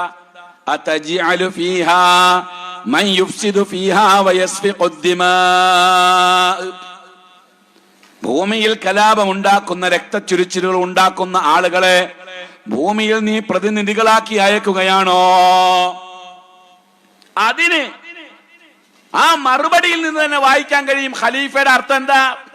മുഫസ്സിറുകൾ രേഖപ്പെടുത്തുന്നു. മുഫസ്സിറുകൾ ഖലീഫയുടെ അർത്ഥം പറയുന്നത് എന്താ? അതായത് സമ്പത്ത്, മറ്റ് കാര്യങ്ങൾ പിൻതലമുറയ്ക്കായി വെച്ചേച്ചു പോകുന്ന അനന്തരാവകാശം പോലെയുള്ള കാര്യങ്ങൾ ഇവിടെ ബാക്കിയാക്കി പോകുന്ന ഒരു വിഭാഗം ആളുകൾ, അതാണ് ഖലീഫ. അപ്പൊ അങ്ങനെ വരുമ്പോൾ സമ്പത്തുകൾ പിൻതലമുറയ്ക്ക് വെച്ചേച്ചു പോകുന്ന ആളുകൾ എന്നൊരർത്ഥം വരുമ്പോൾ അവിടെ എന്തായാലും കുഴപ്പമുണ്ടാകും. അതാ മലക്കുകൾ ചോദിച്ചത്, ഭൂമിയിൽ കുഴപ്പക്കാരെ സൃഷ്ടിക്കുകയാണോ എന്ന്. പക്ഷെ ഇവര് പറഞ്ഞ അർത്ഥമല്ല. ഖലീഫ എന്ന് പറഞ്ഞാൽ അള്ളാഹുവിന്റെ അവതാരമാണ്. അള്ളാഹ് അവതരിച്ച വ്യക്തിയാണ്. ആദം അലൈഹിസ്സലാം മുതൽ മഹാനായ റസൂലുള്ളാഹി സ്വല്ലല്ലാഹു അലൈഹി വസല്ലം വരെ ഖലീഫയാണ്, അള്ളാഹിന്റെ പ്രതിനിധിയാണ്. അതിനുശേഷം മഹാനായ അബൂബക്കർ സിദ്ദീഖ് റളിയല്ലാഹു അൻഹു മുതൽ ഇന്നത്തെ തരീഖത്തിന്റെ ഓരോ ശൈഖന്മാരും അള്ളാഹിന്റെ ഖലീഫയാ. അതെ, അള്ളാഹിന്റെ ഖലീഫയാണ്. അപ്പോൾ അള്ളാഹിനെ കാണാൻ അള്ളാഹിന്റെ ഖലീഫയുടെ അരികിൽ പോയാൽ മതി. അള്ളാഹിനോട് ചോദിക്കുന്ന കാര്യങ്ങൾ അള്ളാഹിന്റെ ഖലീഫയോട് ചോദിച്ചാൽ മതി. കാര്യം എളുപ്പാക്കിയല്ലോ. എന്നിട്ട് അള്ളാഹുവിനെ കുറിച്ച് വിശുദ്ധ ഖുർആന്റെ വരികൾക്കിടയിൽ വ്യാഖ്യാനം നൽകി. ആ വ്യാഖ്യാനങ്ങളോ സലഫുസ് സാലിഹീങ്ങൾ കേട്ടു പരിചയമില്ലാത്ത വ്യാഖ്യാനം, സ്വയം വ്യാഖ്യാനം നൽകി. മൂസ അലൈഹിസ്സലാം, ഇവരുടെ ഈ തരീഖത്തുകൾക്കിടയിൽ രണ്ട് മാർഗങ്ങളുണ്ട്. ഒന്ന് മൂസവിയും, രണ്ട് ഖളറവിയും. മൂസവിയും ഖളറവിയും എന്ന് പറഞ്ഞാൽ കടുപ്പം കൂടിയ തരീഖത്തും കടുപ്പം കുറഞ്ഞ തരീഖത്തും. ചില തരീഖത്ത് കടുപ്പം കൂടിയതാ, ചിലത് കടുപ്പം കുറഞ്ഞതാ. ഞാൻ പണ്ട് ഒരു തരീഖത്തിൽ മെമ്പറാകാൻ വേണ്ടി പോയി. പഴയ കാലത്ത് ദർസി പഠിക്കണ കാല. അങ്ങനെ തരീഖത്തിൽ മെമ്പറാകാൻ പോയത് ആലുവയിലാ. ആലുവ തരീഖത്ത് എന്ന് പറഞ്ഞാൽ ഇപ്പൊ ഉള്ള യൂസുഫ് സുൽത്താന്റെ തരീഖത്താണെന്ന് ആരും കരുതണ്ട. അത് ഇപ്പൊ ഉണ്ടായതാ. അത് ഹൈടെക് തരീഖത്താ. ഹൈടെക് അല്ലാത്ത ഒരു തരീഖത്ത് ആലുവയിലുണ്ട്. ആലുവ കുന്നത്തേരി കേന്ദ്രീകരിച്ചുകൊണ്ടുള്ള മഹ്ലത്തുൽ ഖാദിരിയ്യ വ റിഫാഇയ്യ എന്ന പേരിൽ അറിയപ്പെടുന്ന തരീഖത്ത്. യൂസുഫ് സുൽത്താൻ ഇപ്പൊ അടുത്ത് വന്നല്ലേ, അതിന് മുമ്പുള്ള തരീഖത്ത്. ഈ തരീഖത്തില് മെമ്പറാകാൻ വേണ്ടി ശിഹാബുദ്ദീൻ ആറ്റക്കോയ തങ്ങൾ എന്ന് പറയുന്ന കുന്നത്തേരിലുള്ള ആളെ കാണാൻ വേണ്ടി പോയി. ഇയാളാണെങ്കിൽ ഒരു ജാറത്തിന്റെ ഇടയിൽ നിന്ന് എണീച്ചു വരിക. ഞാൻ ചെല്ലുമ്പോ എന്തിനാ വന്നതെന്ന് ചോദിച്ചു. ബയ്യത്ത് ചെയ്യാൻ വേണ്ടി വന്നാന്ന് പറഞ്ഞു. അപ്പൊ തന്നെ ഒരു ഗ്ലാസ് പാല് കൊണ്ടുവരാൻ പറഞ്ഞു. അങ്ങനെ ഖാദിമീങ്ങൾ പാലും കൊണ്ടോട്ട് വന്നു. ഈ പാലും ഗ്ലാസ് മുമ്പിൽ വെച്ച് എന്തൊക്കെയോ അതിൽ ഊതി മന്ത്രിച്ച് അങ്ങനെ പകുതി ഷെയ്ഖ് കുടിച്ചിട്ട് പകുതി മുരീദിനും തന്നു, എനിക്കും തന്നു. ആ പാല് കുടിക്കുന്നതോടുകൂടെ ഞാൻ ബൈഅത്ത് ചെയ്തു കഴിഞ്ഞു. ബൈഅത്ത് ചെയ്യാന്ന് പറഞ്ഞാൽ മനസ്സിലായില്ല. ബൈഅത്ത് ചെയ്യാന്ന് പറഞ്ഞാൽ ഞാൻ എൻ്റെ ശരീരത്തെ ഷെയ്ഖിന് വിറ്റ് കഴിഞ്ഞു, കച്ചവടം നടത്തി. ആ കച്ചവടത്തില് ഷെയ്ഖ് എന്നോട് 200 റുപ്യം ചോദിച്ചു. അന്ന് 200 റുപ്യം കൊടുത്തു. അന്നത്തെ കാലത്ത് 200 റുപ്യ എന്ന് പറഞ്ഞാൽ 4 കുത്തുബിയത്ത് നടത്തിയാലേ കിട്ടുള്ളൂ 200 റുപ്യ, അങ്ങനത്തെ കാലഘട്ടം. അങ്ങനെ 200 റുപ്യക്ക് തരീക്കത്തും മേടിച്ചുകൊണ്ട് ഞാൻ പോരുമ്പോ അവിടുന്ന് ഒരു പുസ്തകം തന്നു, ചെറിയൊരു പുസ്തകം. ആ പുസ്തകത്തിന്റെ പേര് അസ്റാറുൽ മുഹഖഖീൻ എന്നാ. അസ്റാറുൽ മുഹഖഖീൻ എന്ന് പറഞ്ഞാൽ നിപുണന്മാരുടെ രഹസ്യങ്ങൾ എന്നാണ് അതിന്റെ പേര്. ഈ അസ്റാറുൽ മുഹഖഖീൻ കൈ പിടിച്ച് പോന്ന്. അങ്ങനെ സമയ അവസരം കിട്ടിയപ്പോ ഞാൻ എന്ത് ചെയ്ത് അതൊന്ന് വായിച്ചു. അപ്പൊ അതിന്റെ ചട്ടപ്പുറത്ത് തന്നെ എഴുതി വെച്ചിട്ടുണ്ട്, നഹ്നു ഖൗമുൻ യഹ്റമു അൻ-നദറു ഫീ കിതാബിനാ മല്ലം യഖും ഫീ തരീഖത്തിനാ. ഞങ്ങളുടെ തരീഖത്തിൽ നിൽക്കാത്ത ആളുകൾക്ക് ഞങ്ങളുടെ പുസ്തകം നോക്കൽ ഹറാമാണ്. എന്ത്? ഞങ്ങളുടെ തരീഖത്തിൽ നിൽക്കാത്ത ആളുകൾക്ക് ഞങ്ങളുടെ പുസ്തകം നോക്കൽ ഹറാമാണ്. എന്നിട്ട് അത് വായിക്കുക. അറബി മലയാളത്തിലാണ് അതുള്ളത്. അതിലൊന്നാമത് എഴുതിയിരിക്കുന്നു, ഈ പുസ്തകം വായിക്കാത്തവൻ ഒരു യഥാർത്ഥ മുഅ്മിനോ മുസ്ലിമോ അല്ല. അപ്പൊ ഒരാൾ യഥാർത്ഥ മുസ്ലിമോ മുഅ്മിനോ ആകണമെങ്കിൽ ഈ പുസ്തകം വായിക്കണം. പക്ഷെ പുസ്തകം വായിക്കൽ ഹറാമാണ്. ആർക്ക്? ഈ തരീഖത്തിൽ ചേരാത്ത ആളുകൾക്ക്. അപ്പൊ ഒരാൾ യഥാർത്ഥ മുസ്ലിമോ മുഅ്മിനോ ആകണമെങ്കിൽ പുസ്തകം മേടിച്ച് വായിക്കാൻ തരീഖത്തിൽ ചേർന്ന് പുസ്തകം മേടിക്കണം എന്നർത്ഥം.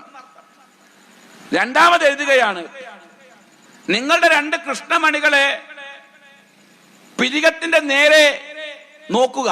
2 കൃഷ്ണമണികൾ കൊണ്ട് പിരികത്തിന്റെ നേരെ ഒരേ ഭാഗത്തേക്ക് നോക്കുക. നോട്ടം പെരിപ്പിക്കുമ്പോൾ അണുക്കളെ പോലെയുള്ള ചില നൂറാനിയത്തുകൾ കാണാം. പൊന്നീച്ച വാർന്നത് പോലെ തോന്നും. അത് അള്ളാന്റെ ദാത്താണെന്ന് വിശ്വസിക്കണം. അത് അള്ളാഹെന്ന് വിശ്വസിക്കണം.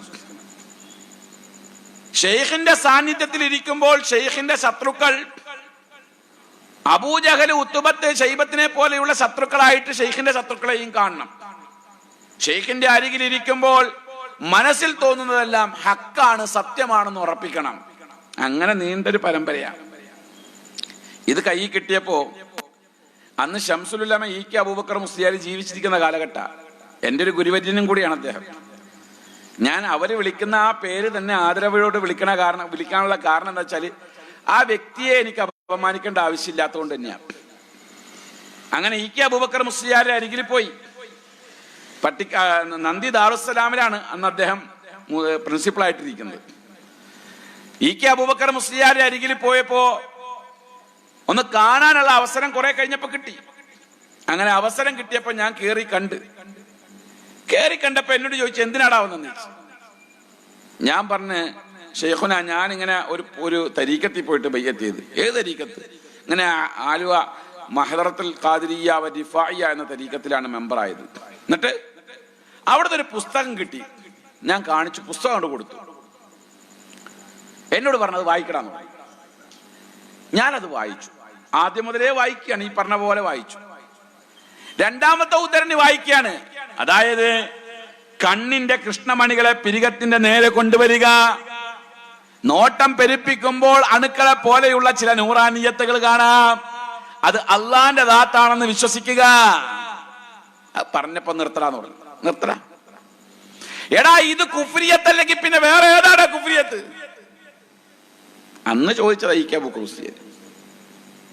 അപ്പൊ ഞാൻ ചോദിച്ചു, ഷെയ്ഖുന, അത് കുഫ്രിയത്താണ് എങ്കിൽ ഇ.കെ. അസം മുസ്ലിയാര്, പെരുമുഖം സൈനുദ്ദീൻ മുസ്ലിയാര്, എം.കെ.എം. കോയ മുസ്ലിയാര്, ചേളാരി ജമലുല്ലൈലി തങ്ങള്, തങ്ങളുടെ നിർദ്ദേശപ്രകാരം കാളമ്പുറത്ത് കോയക്കുട്ടി മുസ്ലിയാര് തുടങ്ങിയ 6ഓളം മുഷാവറ അംഗങ്ങൾ ഈ തെരീക്കത്തിൽ മെമ്പർമാരാണ്. ഈ കുഫ്രിയത്തായ തെരീക്കത്തിൽ. അതിന് മറുപടി ഉണ്ടായില്ല. ഞാൻ പറഞ്ഞു വന്നത്, ത്വരീഖത്തുകൾ ഈ സമൂഹത്തിന്റെ ഇടയിൽ പഠിപ്പിക്കുന്ന ഒരു ആശയം ഇപ്രകാരമാണ്. എന്ന് പറഞ്ഞാൽ ഷെയ്ഖ് എന്ന് പറഞ്ഞാൽ അള്ളാഹുവിന്റെ അവതാര പുരുഷനാണെന്നുള്ള വിശ്വാസ. അത് മൂസബിയിലും ഖദറബിയിലും വേർതിരിക്കുന്നുണ്ട്. അവിടെ മൂസ അലൈഹിസ്സലാമിന്റെ ഒരു സംഭവം വെച്ചുകൊണ്ടാണ് ഷെയ്ഖിനെ അള്ളാഹുവിന്റെ അവതാരമാക്കിയെടുക്കുന്നത് ഇവര്. എന്താ ഖുർആന്റെ ആയത്തിനെ ദുർവ്യാഖ്യാനം ചെയ്യുന്നത് അവിടെ കാണാം. ത്വരീഖത്തുകാര് സൂഫിസത്തിന്റെ മറവിൽ ഈ സമൂഹത്തെ പഠിപ്പിക്കുന്നത്, ഈ ദുനിയാവിൽ വെച്ച് ഒരു വ്യക്തിക്ക് അള്ളാനെ കാണാൻ കഴിയുമോ? എന്താ ചോദ്യം. ഈ ചോദ്യത്തിന് നമ്മളോട് ചോദിച്ചാൽ നമ്മളെന്താ മറുപടി കൊടുക്കുക? ഇല്ല, കാണാൻ കഴിയില്ല. കാരണം എന്താ? അത് അല്ലാഹു തആല അനുവദിച്ചു കൊടുത്തിട്ടില്ല. ആരെങ്കിലും അള്ളാഹുവിനെ കാണാൻ ആഗ്രഹിക്കുന്നുണ്ട് എങ്കിൽ, ആരെങ്കിലും അവന്റെ രക്ഷിതാവിനെ കാണാൻ കണ്ടുമുട്ടാൻ ആഗ്രഹിക്കുന്നുണ്ട് എങ്കിൽ അവൻ സ്വാലിഹായ അമലുകൾ ചെയ്യട്ടെ. അള്ളാഹ് ഇബാദത്ത് ചെയ്യുന്ന വിഷയത്തിൽ ആരെയും പങ്കു ചേർക്കാതിരിക്കട്ടെ. അള്ളാഹിനെ കാണാൻ വിശ്വാസികൾക്ക് അള്ളാഹു കൊടുത്ത നിർദ്ദേശമതാ. പക്ഷേ തരീഖത്തുകാർ ചോദിക്കുന്നത് ഇതാണ്, ഭൂമിയിൽ വെച്ച് ആർക്കെങ്കിലും അള്ളാഹിനെ കാണാൻ കഴിയോ?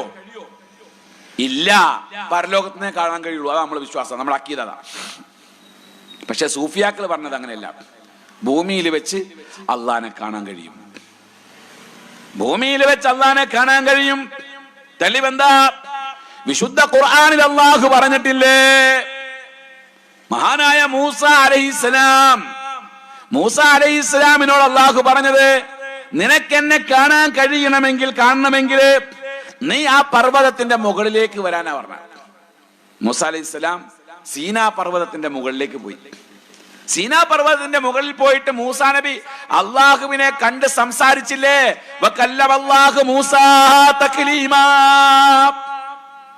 മൂസാ നബിയോട് അള്ളാഹു വർത്താനം പറഞ്ഞില്ലേ?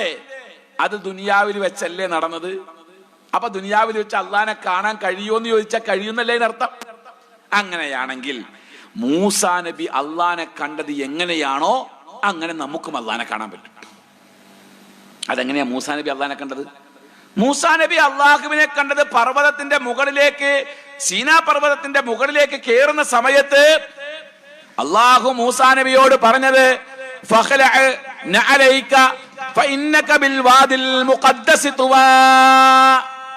അതാണ് പറഞ്ഞത്. അത് പാലിച്ചാൽ അള്ളാഹിനെ ദുനിയാവിൽ നിന്ന് കാണാം. എന്താ അള്ളാഹു പറഞ്ഞത്? മൂസ, നിന്റെ 2 ചെരുപ്പുകളും അഴിച്ചു വെക്കൂ. നിന്റെ 2 ചെരുപ്പുകളും അഴിച്ചു വെക്കൂ. കാരണം നീ വളരെ പരിശുദ്ധമായ ഒരു താഴ്വാരത്തിലാ ഉള്ളത്. അപ്പൊ ചെരുപ്പ് അഴിച്ചു വെച്ച് കയറാൻ അള്ളാ പറഞ്ഞത്. അങ്ങനെ ചെരുപ്പ് അഴിച്ചു വെച്ചാൽ നമുക്ക് അള്ളാഹിനെ കാണാം. പക്ഷേ ഏത് ചെരുപ്പ് അഴിച്ചു വെക്കേണ്ടത്? അള്ളാ പറഞ്ഞ ചെരുപ്പ് ഏതാ? നഅലൈക, നിന്റെ 2 ചെരുപ്പ് അഴിച്ചു വെക്കാനാ പറഞ്ഞ. അള്ളാ നിന്റെ ചെരുപ്പുകൾ അഴിച്ചു വെക്കാനല്ല പറഞ്ഞത്. നിന്റെ ചെരുപ്പ് അഴിച്ചു വെക്കാനും ചെരുപ്പുകൾ അഴിച്ചു വെക്കാനും അല്ല പറഞ്ഞത്, മറിച്ച് നിന്റെ 2 ചെരുപ്പ് അഴിച്ചു വെക്കാനാ പറഞ്ഞത്. 2 ചെരുപ്പ് കൊണ്ട് ഉദ്ദേശിക്കുന്നത് ഏതാ? ഒരു മനുഷ്യന്റെ ദുനിയാവാകുന്ന ചെരുപ്പും പരലോകമാകുന്ന ചെരുപ്പുമാണ്. ദുർവ്യാഖ്യാനം പോയത് കണ്ട. തരീഖത്തുകാരൊക്കെ എന്ന് പറഞ്ഞാൽ നിശബ്ദ വിപ്ലവകാരികളാ. നിശബ്ദമായി സമുദായത്തെ കൊന്നുകൊണ്ടിരിക്കുന്ന ചിതലിന്റെ സ്വഭാവമുള്ളവരാ. കണ്ടില്ലേ ഈ ആയത്തിനെ ദുർവ്യാഖ്യാനിച്ചത്? 2 ചെരുപ്പെന്ന് പറഞ്ഞാല് ദുനിയാവാകുന്ന ചെരുപ്പും പരലോകാകുന്ന ചെരുപ്പും. ശരിയല്ലേ? ഒരാളെ സംബന്ധിച്ചിടത്തോളം ഒന്നിരിക്കെ ദുനിയാവിന്റെ ചിന്തയായിരിക്കും, അല്ലെങ്കിൽ പരലോകത്തിന്റെ ചിന്തയാകും. ഈ 2 ചിന്തയിൽ നിന്ന് നമുക്ക് മാറാൻ പറ്റുമോ? രണ്ടാലൊരു ചിന്ത നമ്മുടെ മനസ്സിലുണ്ടാവും.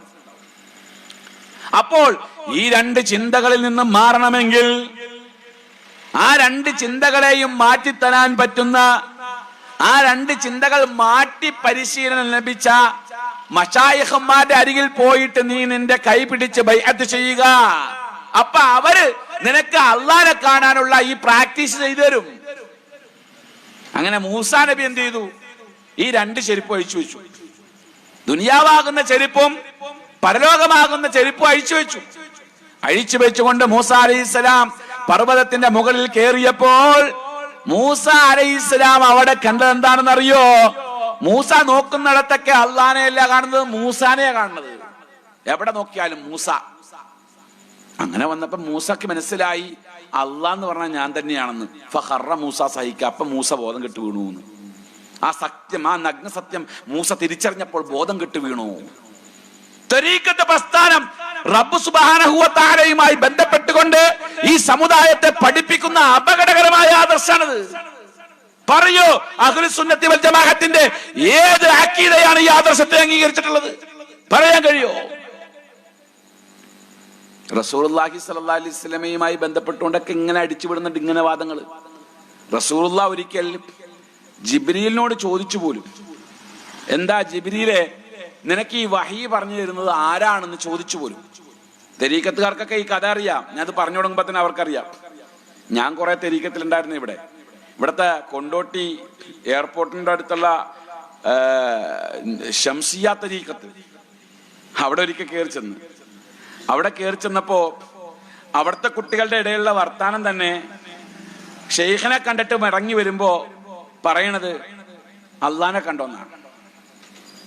ഷെയ്ഖിനെ കണ്ടിട്ട് വരുന്ന കുട്ടികളോട് ചോദിക്കുന്ന ചോദ്യമാണ് അള്ളാനെ കണ്ടോന്ന്. അപ്പോ അറബി അറിയണ മുസ്ലിയാക്കന്മാര് പറഞ്ഞ മറുപടി ഇന്നി റഅയ്തുല്ലാഹ അലാ സൂറത്തി അംറദിൻ.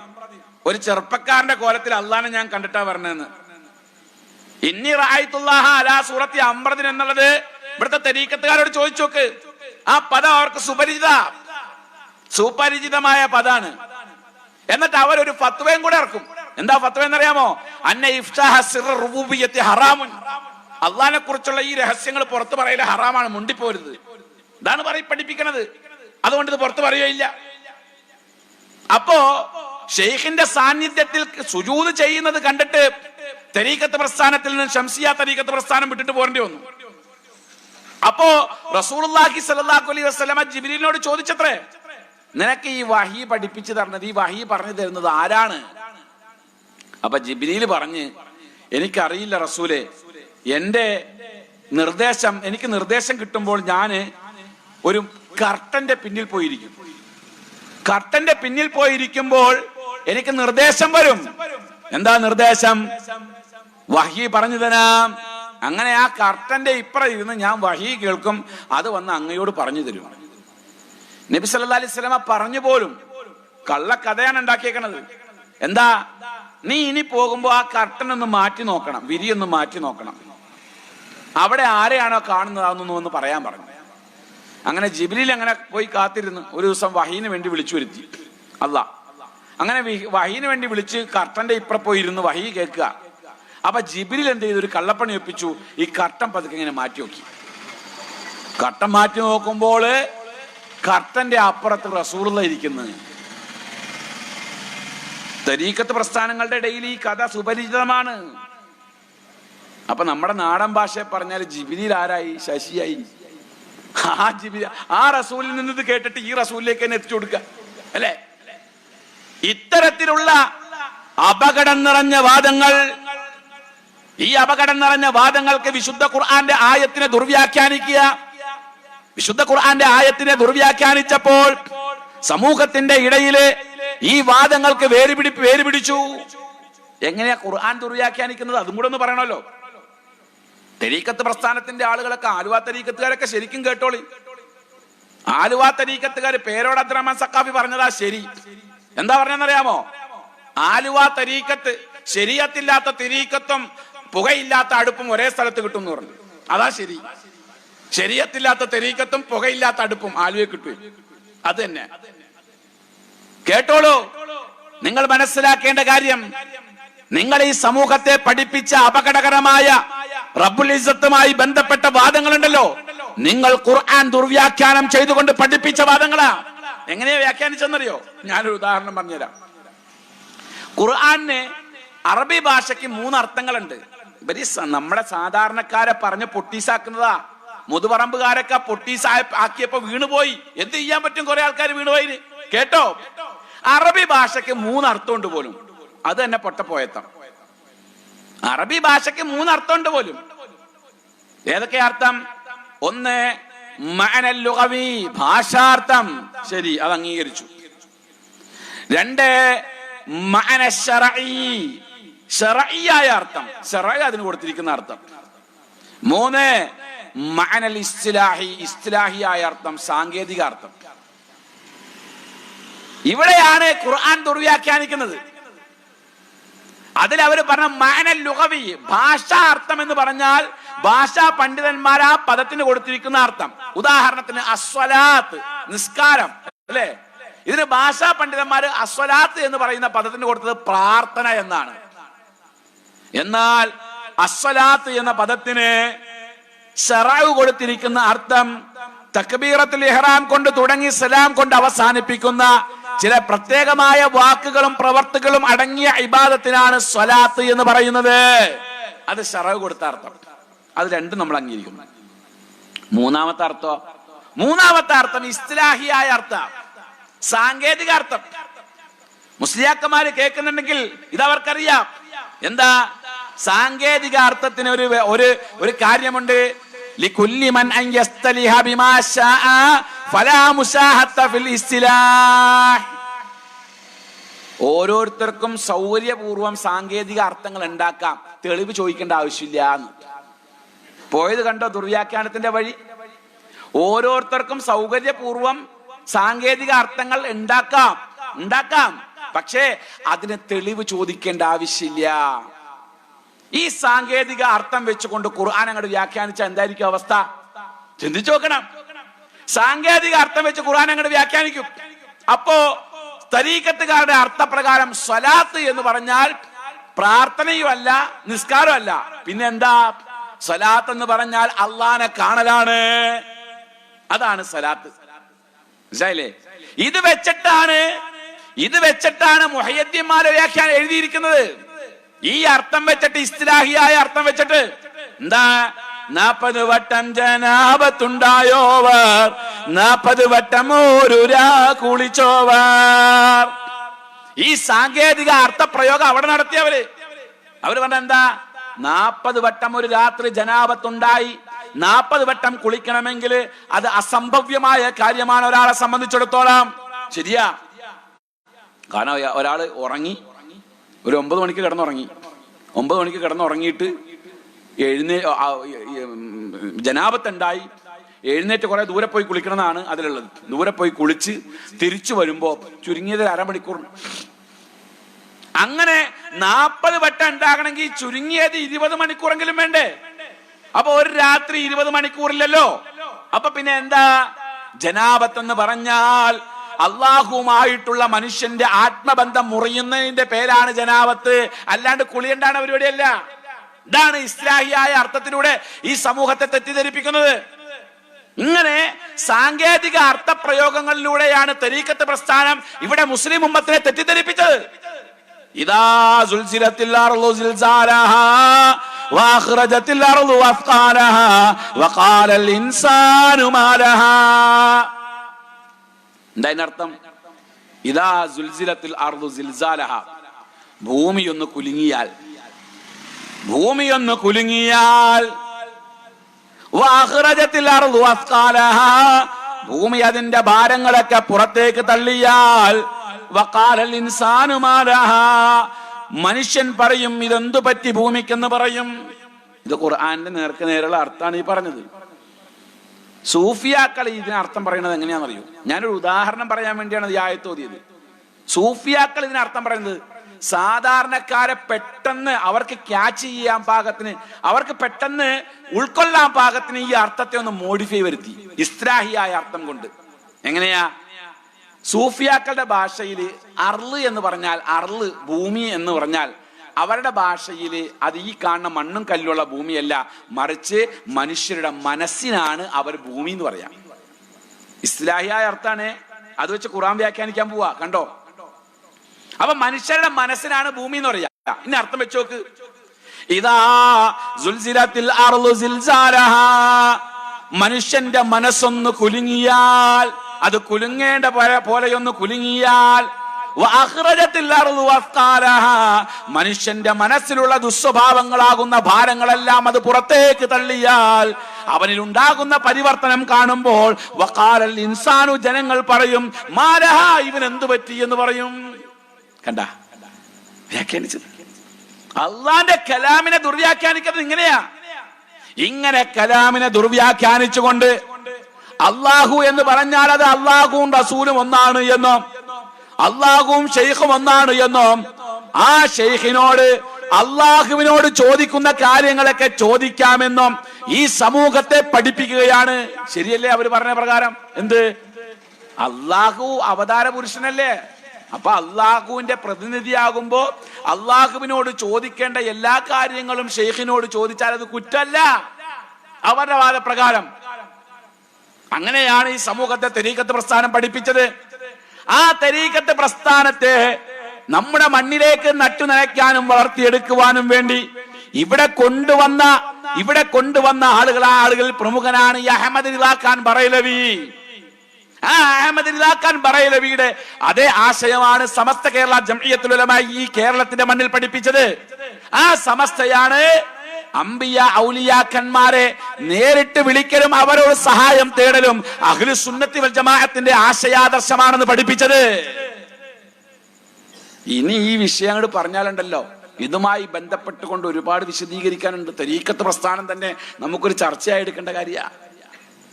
അതുകൊണ്ട് തന്നെ അവരെഴുതിയ മാല മൗലൂദ് കൃതികളിലൊക്കെ ഈ ആശയം നിഴലിച്ച് കാണാം. ഖുതുബിയത്തിൽ തന്നെ പറയുന്നില്ലേ, യാ ഖുതുബ അഹ്ലിസ് സമാ വൽ അർദി ഗൗസഹുമാ യാ ഫൈള ഐനൈ വുജൂദൈഹിം വഗൈസഹുമാ. എവിടുന്നാ വന്നത് ആ വാദം? യാ ഖുതുബ അഹ്ലിസ് സമാ വൽ അർദ്, ആകാശഭൂമികളുടെ ഖുതുബ് കേന്ദ്ര ബിന്ദുവായ വഗൗസഹുമാ, ആകാശഭൂമികളുടെ പരം സഹായിയുമായ മുഹ്യിദ്ദീൻ ശൈഖേ, യാ ഫൈള ഐനൈ വുജൂദൈഹിം വഗൈസഹുമാ, ആകാശഭൂമികൾക്ക് ഉപകാരപ്രദമായ അരുവിയും വെള്ളവും മഴയും തരുന്ന മഹാനായ ഷെയ്ഖേ. എവിടെ വന്ന് ഈ വിളി ഷെയ്ഖിലേക്ക്? ഷെയ്ഖ് മഴ തരുന്നു എന്ന വിശ്വാസം എവിടെ എത്തി? ഈ വിശ്വാസം എവിടെന്നാ കിട്ടിയത്? ഈ ഖുർആന്റെ ദുർവ്യാഖ്യാനത്തിലൂടെ തരീഖത്ത് പ്രസ്ഥാനം ഈ സമൂഹത്തെ പഠിപ്പിച്ചതാണ്. അവിടെയാണ് മുജാഹിദ് പ്രസ്ഥാനം ഈ സമൂഹത്തോട് പറയുന്നത്, അഹ്ലുസ് സുന്നത്തി വൽ ജമാഅത്തിന്റെ ആശയം എന്ന് പറഞ്ഞാൽ അള്ളാന്റെ റസൂൽ ഈ സമൂഹത്തെ പഠിപ്പിച്ചത് ഏതൊരു ആദർശമാണോ, അള്ളാന്റെ റസൂൽ ഈ സമൂഹത്തെ പഠിപ്പിച്ചത് വിശുദ്ധ ഖുർആനാണ്. അല്ലേ? റസൂലുള്ളാഹി സ്വല്ലല്ലാഹി അലൈഹി വസല്ലം പറഞ്ഞത് എന്താ? തറക്തു ഫീക്കും അംറൈൻ, രണ്ട് കാര്യങ്ങൾ ഞാൻ നിങ്ങൾക്ക് തരികയാണ്. ലൻ തളില്ലു മാ ഇൻ തമസ്സക്തും ബിഹിമാ ലൻ തളില്ലു ബഅദി, അത് നിങ്ങൾ മുറുകെ പിടിക്കുന്ന കാലത്തോളം നിങ്ങൾ പിഴച്ചു പോവുകയില്ല. കിതാബുല്ലാഹ്, ഒന്ന് അള്ളാന്റെ കിതാബായ ഖുർആനാണ്. വസുന്നത്തു റസൂലിഹി, രണ്ട് അള്ളാന്റെ റസൂലിന്റെ സുന്നത്തുമാണ്. അതാണ് അഹ്ലുസ് സുന്നത്തി വൽ ജമാഅ. അള്ളാന്റെ കിതാബും അള്ളാന്റെ പ്രവാചകന്റെ സുന്നത്തും അനുസരിച്ച് ജീവിക്കുക, ഇതിനാണ് സുന്നത്ത് ജമാഅത്തിന്റെ ആശയം എന്ന് തന്നെ പറയുക, അല്ലേ? എന്നാൽ അതിൽ ഒന്നാമത്തെ തെളിവായ സുന്നത്ത് ജമാഅത്തിന്റെ അടിസ്ഥാന അഖീദയുടെ ഒന്നാമത്തെ തെളിവായ പ്രമാണമായ വിശുദ്ധ ഖുർആൻ, ആ ഖുർആനോട് ഇവിടുത്തെ സമസ്തക്കാരുടെ നിലപാടെന്താ? ഖുർആനോടുള്ള നിലപാടെന്താ? ഈ പുസ്തകം കണ്ട ഇപ്പോഴും സമസ്തക്കാർ ബോധം കിട്ടുള്ളൂ. ഈ പുസ്തകം ഏതാ? ഈ പുസ്തകം സമസ്ത കേരള ജംഇയ്യത്തുൽ ഉലമ ഇപ്പോഴും പിൻവലിച്ചിട്ടില്ലാത്ത, എന്നാൽ വിപണിയിൽ ഇന്ന് സജീവമില്ലാത്ത ഒരു പുസ്തകമാണിത്. ഈ പുസ്തകം എഴുതിയത് സമസ്തക്കാരുടെ എല്ലാമായിരുന്ന ഇ.കെ. ഹസ്സൻ മുസ്ലിയാരാണ്. 1983 കാലഘട്ടത്തിൽ 1983 ഈ പുസ്തകം എഴുതുമ്പോൾ നമ്മളൊന്ന് മനസ്സിലാക്കണം. 1983 കേരളത്തില് നമ്മുടെ മലപ്പുറം ജില്ലയില് കൊട്ടപ്പുറം എന്ന് പറയുന്ന പ്രദേശത്ത് ഒരു സംവാദം നടന്നു, ചരിത്ര പ്രസിദ്ധമായ കൊട്ടപ്പുറം സംവാദം. ഈ കൊട്ടപ്പുറം സംവാദത്തില് അന്ന് മുജാഹിദ് പക്ഷത്തിരുന്നു കൊണ്ട് മഹാനായ AP അബ്ദുൽ ഖാദർ മൗലവി റഹിമഹുമുല്ലാ അദ്ദേഹം ചോദിച്ച പ്രസിദ്ധമായ ഒരു ചോദ്യമുണ്ട്. എന്താണ്? അള്ളാഹു അല്ലാത്തവരോട് പ്രാർത്ഥിക്കാമെന്നതിന് ഖുർആനിൽ വല്ല തെളിവുമുണ്ടോ? ആ ചോദ്യത്തിന് കാന്തപുരം AP അബൂബക്കർ മുസ്ലിയാർ കൊടുത്ത മറുപടി എന്താണെന്നറിയോ? ഉണ്ട് മൗലവി, ഉണ്ട്. ഇതാ തെളിവ്. അള്ളാഹ് അല്ലാത്തവരോട് പ്രാർത്ഥിക്കാനുള്ള തെളിവ് ഇതാ ഖുർആനിൽ. ഏതാ തെളിവ്? വസ്അൽ മൻ അർസൽനാ മിൻ ഖബ്ലിക മിർ റുസുലിനാ, അങ്ങക്ക് മുമ്പ് നിയോഗിക്കപ്പെട്ട അയക്കപ്പെട്ട പ്രവാചകന്മാരോട് അങ്ങ് ചോദിച്ചു നോക്കൂ നബിയെ, ഈ ആയത്താണ് മരിച്ചുപോയ മഹാന്മാരോട് വിളിച്ച് പ്രാർത്ഥിക്കാനുള്ള തെളിവെന്ന് ഖുർആന്റെ ആയത്ത് ഓതിക്കൊണ്ട് ലോക ചരിത്രത്തിൽ ആദ്യമായി കൊട്ടപ്പുറത്ത് ഈ വാദം ഉന്നയിച്ച കാന്തപുരം എ പി അബൂബക്കർ മുസ്ലിയാർ ആ ആയത്ത് ഓതിയ കാലഘട്ടാണ്. ആ കാലഘട്ടത്തിലാണ് ഇ കെ അസം മുസ്ലിയാർ ഈ പുസ്തകം എഴുതുന്നത്. ഇതിന്റെ പേരെന്താ? തഹ്ദീറുൽ ഇഖ്വാൻ മിൻ തർജിമത്തിൽ ഖുർആൻ. മുജാഹിദ് പ്രസ്ഥാനം കാലങ്ങളായി ഈ പുസ്തകത്തിനകത്തുള്ള വാദങ്ങൾ ഈ സമൂഹത്തിന്റെ മുമ്പിൽ പറഞ്ഞു കേൾപ്പിക്കുന്നു. എന്താ ഈ പുസ്തകത്തിൽ പറയുന്നത്? ഈ പുസ്തകത്തിലെ പ്രധാനമായ വാദം വിശുദ്ധ ഖുർആനിന്റെ അർത്ഥം പഠിക്കലുമായി ബന്ധപ്പെട്ടുകൊണ്ടാണ്. വിശുദ്ധ ഖുർആന്റെ അർത്ഥം പഠിക്കലുമായി ബന്ധപ്പെട്ടുകൊണ്ട് ഇപ്രകാരം കാണാം. ഖുർആനിൽ നിന്ന് ഒരായത്തിന്റെയും അർത്ഥം പഠിക്കൽ പൊതുജനങ്ങൾക്ക് നിർബന്ധമില്ല. ഓതൽ നിർബന്ധമായത് ഫാത്തിഹ മാത്രമാണ്. അതും അർത്ഥം പഠിക്കൽ നിർബന്ധമില്ല, പ്രത്യേക സുന്നത്തുമില്ല. ഖുർആന്റെ അർത്ഥം പഠിക്കൽ സുന്നത്തില്ല, നിർബന്ധമില്ല. മാത്രമല്ല ഖുർആന്റെ അർത്ഥം പഠിച്ചാൽ പിഴച്ചു പോകുമെന്ന് വരെ ഈ പുസ്തകത്തിൽ എഴുതി വെച്ചിട്ടുണ്ട്. എന്ന് പറഞ്ഞാൽ അഹ്ലുസുന്നത്തി വൽ ജമാഅത്തിന്റെ അടിസ്ഥാന തത്വമായ പ്രമാണമായ വിശുദ്ധ ഖുർആൻ അർത്ഥം പഠിക്കരുതെന്ന് പഠിപ്പിച്ച ആളുകൾ ഇന്ന് അഹ്ലുസുന്നത്തി വൽ ജമാഅത്തിന്റെ വാഹകരായിക്കൊണ്ട് നെഞ്ചു വിരിച്ചു നടക്കുമ്പോൾ ചിന്തിക്കണം, അഹ്ലുൽ ബിദ്അത്ത് പുത്തൻ വാദങ്ങൾ ഈ സമൂഹത്തിൽ തരീഖത്ത് പ്രസ്ഥാനത്തിന്റെ മറവിലൂടെ പഠിപ്പിക്കുകയാണ് അവർ ചെയ്തിട്ടുള്ളത്. അവര് പഠിപ്പിച്ച ഓരോ ആശയങ്ങൾ എടുത്താലും നമുക്ക് മനസ്സിലാവും. നബിദിനമായാലും മാലമൗലിദുകളായാലും നേർച്ചപ്പാട്ടുകളായാലും എന്ന് വേണ്ട സമൂഹത്തിൽ നടമാടിക്കൊണ്ടിരിക്കുന്ന ഏതൊരു വിഷയങ്ങൾ എടുത്താലും ആ വിഷയങ്ങളെല്ലാം അഹ്ലുൽ ബിദ്അത്തിന്റെ ആളുകള് ഇവിടെ അഹ്ലു സുന്നയുടെ മറവിൽ ചെയ്തു കൊടുത്തുകൊണ്ടിരിക്കുകയാണ്. അഹ്ലു സുന്നയുടെ ആളുകൾ അഹ്ലുൽ ബിദ്അന്റെ ആളുകൾ അഹ്ലു സുന്നയുടെ മറവിൽ ചെയ്തുകൊണ്ടിരിക്കുകയാണ്. നബിദിനാഘോഷം ഇപ്പൊ ഇവിടെ കഴിഞ്ഞു. വാദം എന്താ? റസൂലുള്ളാഹിനുള്ള സ്നേഹ അല്ലെ? സെന്റിമെന്റ്സ് എവിടെ ഉണ്ടാകോ സെന്റ് അടിക്കാൻ പറ്റുന്നിടത്തൊക്കെ കയറി പിടിക്കും. അള്ളാന്റെ റസൂലിനോടുള്ള സ്നേഹമാണ് നബിദിനാഘോഷത്തിനുള്ള കാരണം. അതാ പറയുന്നത്. അവിടെ ഇവര് അട്ടിമറി നടത്തി. ഞാൻ നീട്ടി പറയുന്നില്ല, ആ ഭാവം കൂടെ എനിക്കൊന്ന് വിശദീകരിക്കാൻ അനിവാര്യമാണ്. അട്ടിമറി നടത്തി, അതൊക്കെ നമ്മൾ അറിയണം. മുജാഹിദ് പ്രസ്ഥാനം ഇങ്ങനെ ഒരു പരിപാടി സംഘടിപ്പിക്കുമ്പോ ഈ മുതുപറമ്പ് അങ്ങാടിയിൽ മുജാഹിദ് പ്രസ്ഥാനം പ്രസംഗിച്ചു പോയി. ആ പ്രസംഗത്തിൽ എന്തുണ്ടായി എന്ന് ചോദിച്ചാൽ കേട്ട് മനസ്സിലാക്കുക. ഈ ആദർശത്തെ ഇവിടെ ഇല്ലായ്മ ചെയ്യാൻ, ഈ ആദർശത്തെ ഇവിടെ ഒതുക്കിക്കളയാൻ ഇവർ നടത്തിയ അട്ടിമറികളുടെ കഥകൾ നിങ്ങളൊന്ന് കേൾക്കണം. എന്താ അവിടെ അട്ടിമറി നടത്തിയെന്നറിയോ? അള്ളാന്റെ റസൂലിനോടുള്ള സ്നേഹം നമ്മൾ ഒരിക്കലും എതിർക്കൂല. കാരണം എന്താ? റസൂലുള്ളാഹി സ്വല്ലല്ലാഹു അലൈഹി വസല്ലം പറഞ്ഞിട്ടുണ്ട്, ലാ യുഅ്മിനു അഹദുക്കും ഹത്താ അഹബ്ബ ഇലൈഹി മിൻ വാലിദിഹി വ വലദിഹി വന്നാസി അജ്മഈൻ. സ്വന്തം മാതാപിതാക്കളെക്കാൾ മറ്റുള്ള ഏത് ജനങ്ങളെക്കാൾ ഞാൻ നിങ്ങൾക്ക് പ്രിയപ്പെട്ടവനാകുന്നത് വരെ നിങ്ങൾ ആരും മുഅ്മിനാകുകയില്ല.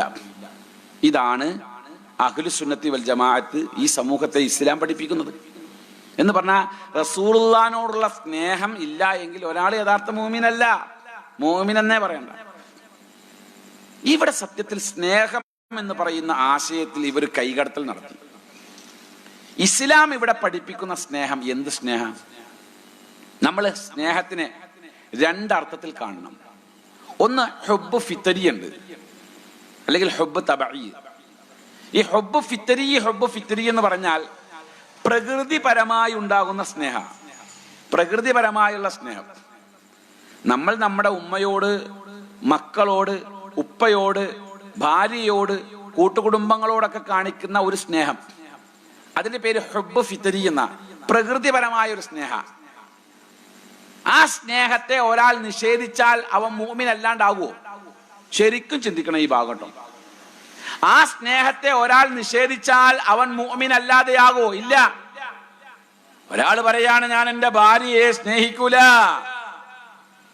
ഞാൻ എൻ്റെ മക്കളെ സ്നേഹിക്കൂല, അവൻ മതത്തിൽ നിന്ന് പുറത്തു പോയിട്ടില്ല, അവൻ മുഅ്മിൻ അല്ലാണ്ടായിട്ടില്ല. കാരണം ഹുബ്ബ് ഫിത്തരി എന്ന് പറഞ്ഞാൽ അങ്ങനെയാ.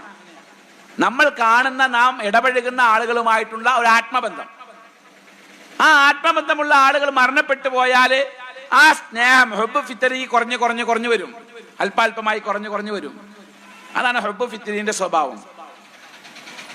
എന്നാൽ രണ്ടാമത്തെ സ്നേഹം എന്ന് പറഞ്ഞാൽ അത് ഹുബ്ബ് ശർഈയാണ്, മതപരമായ സ്നേഹം.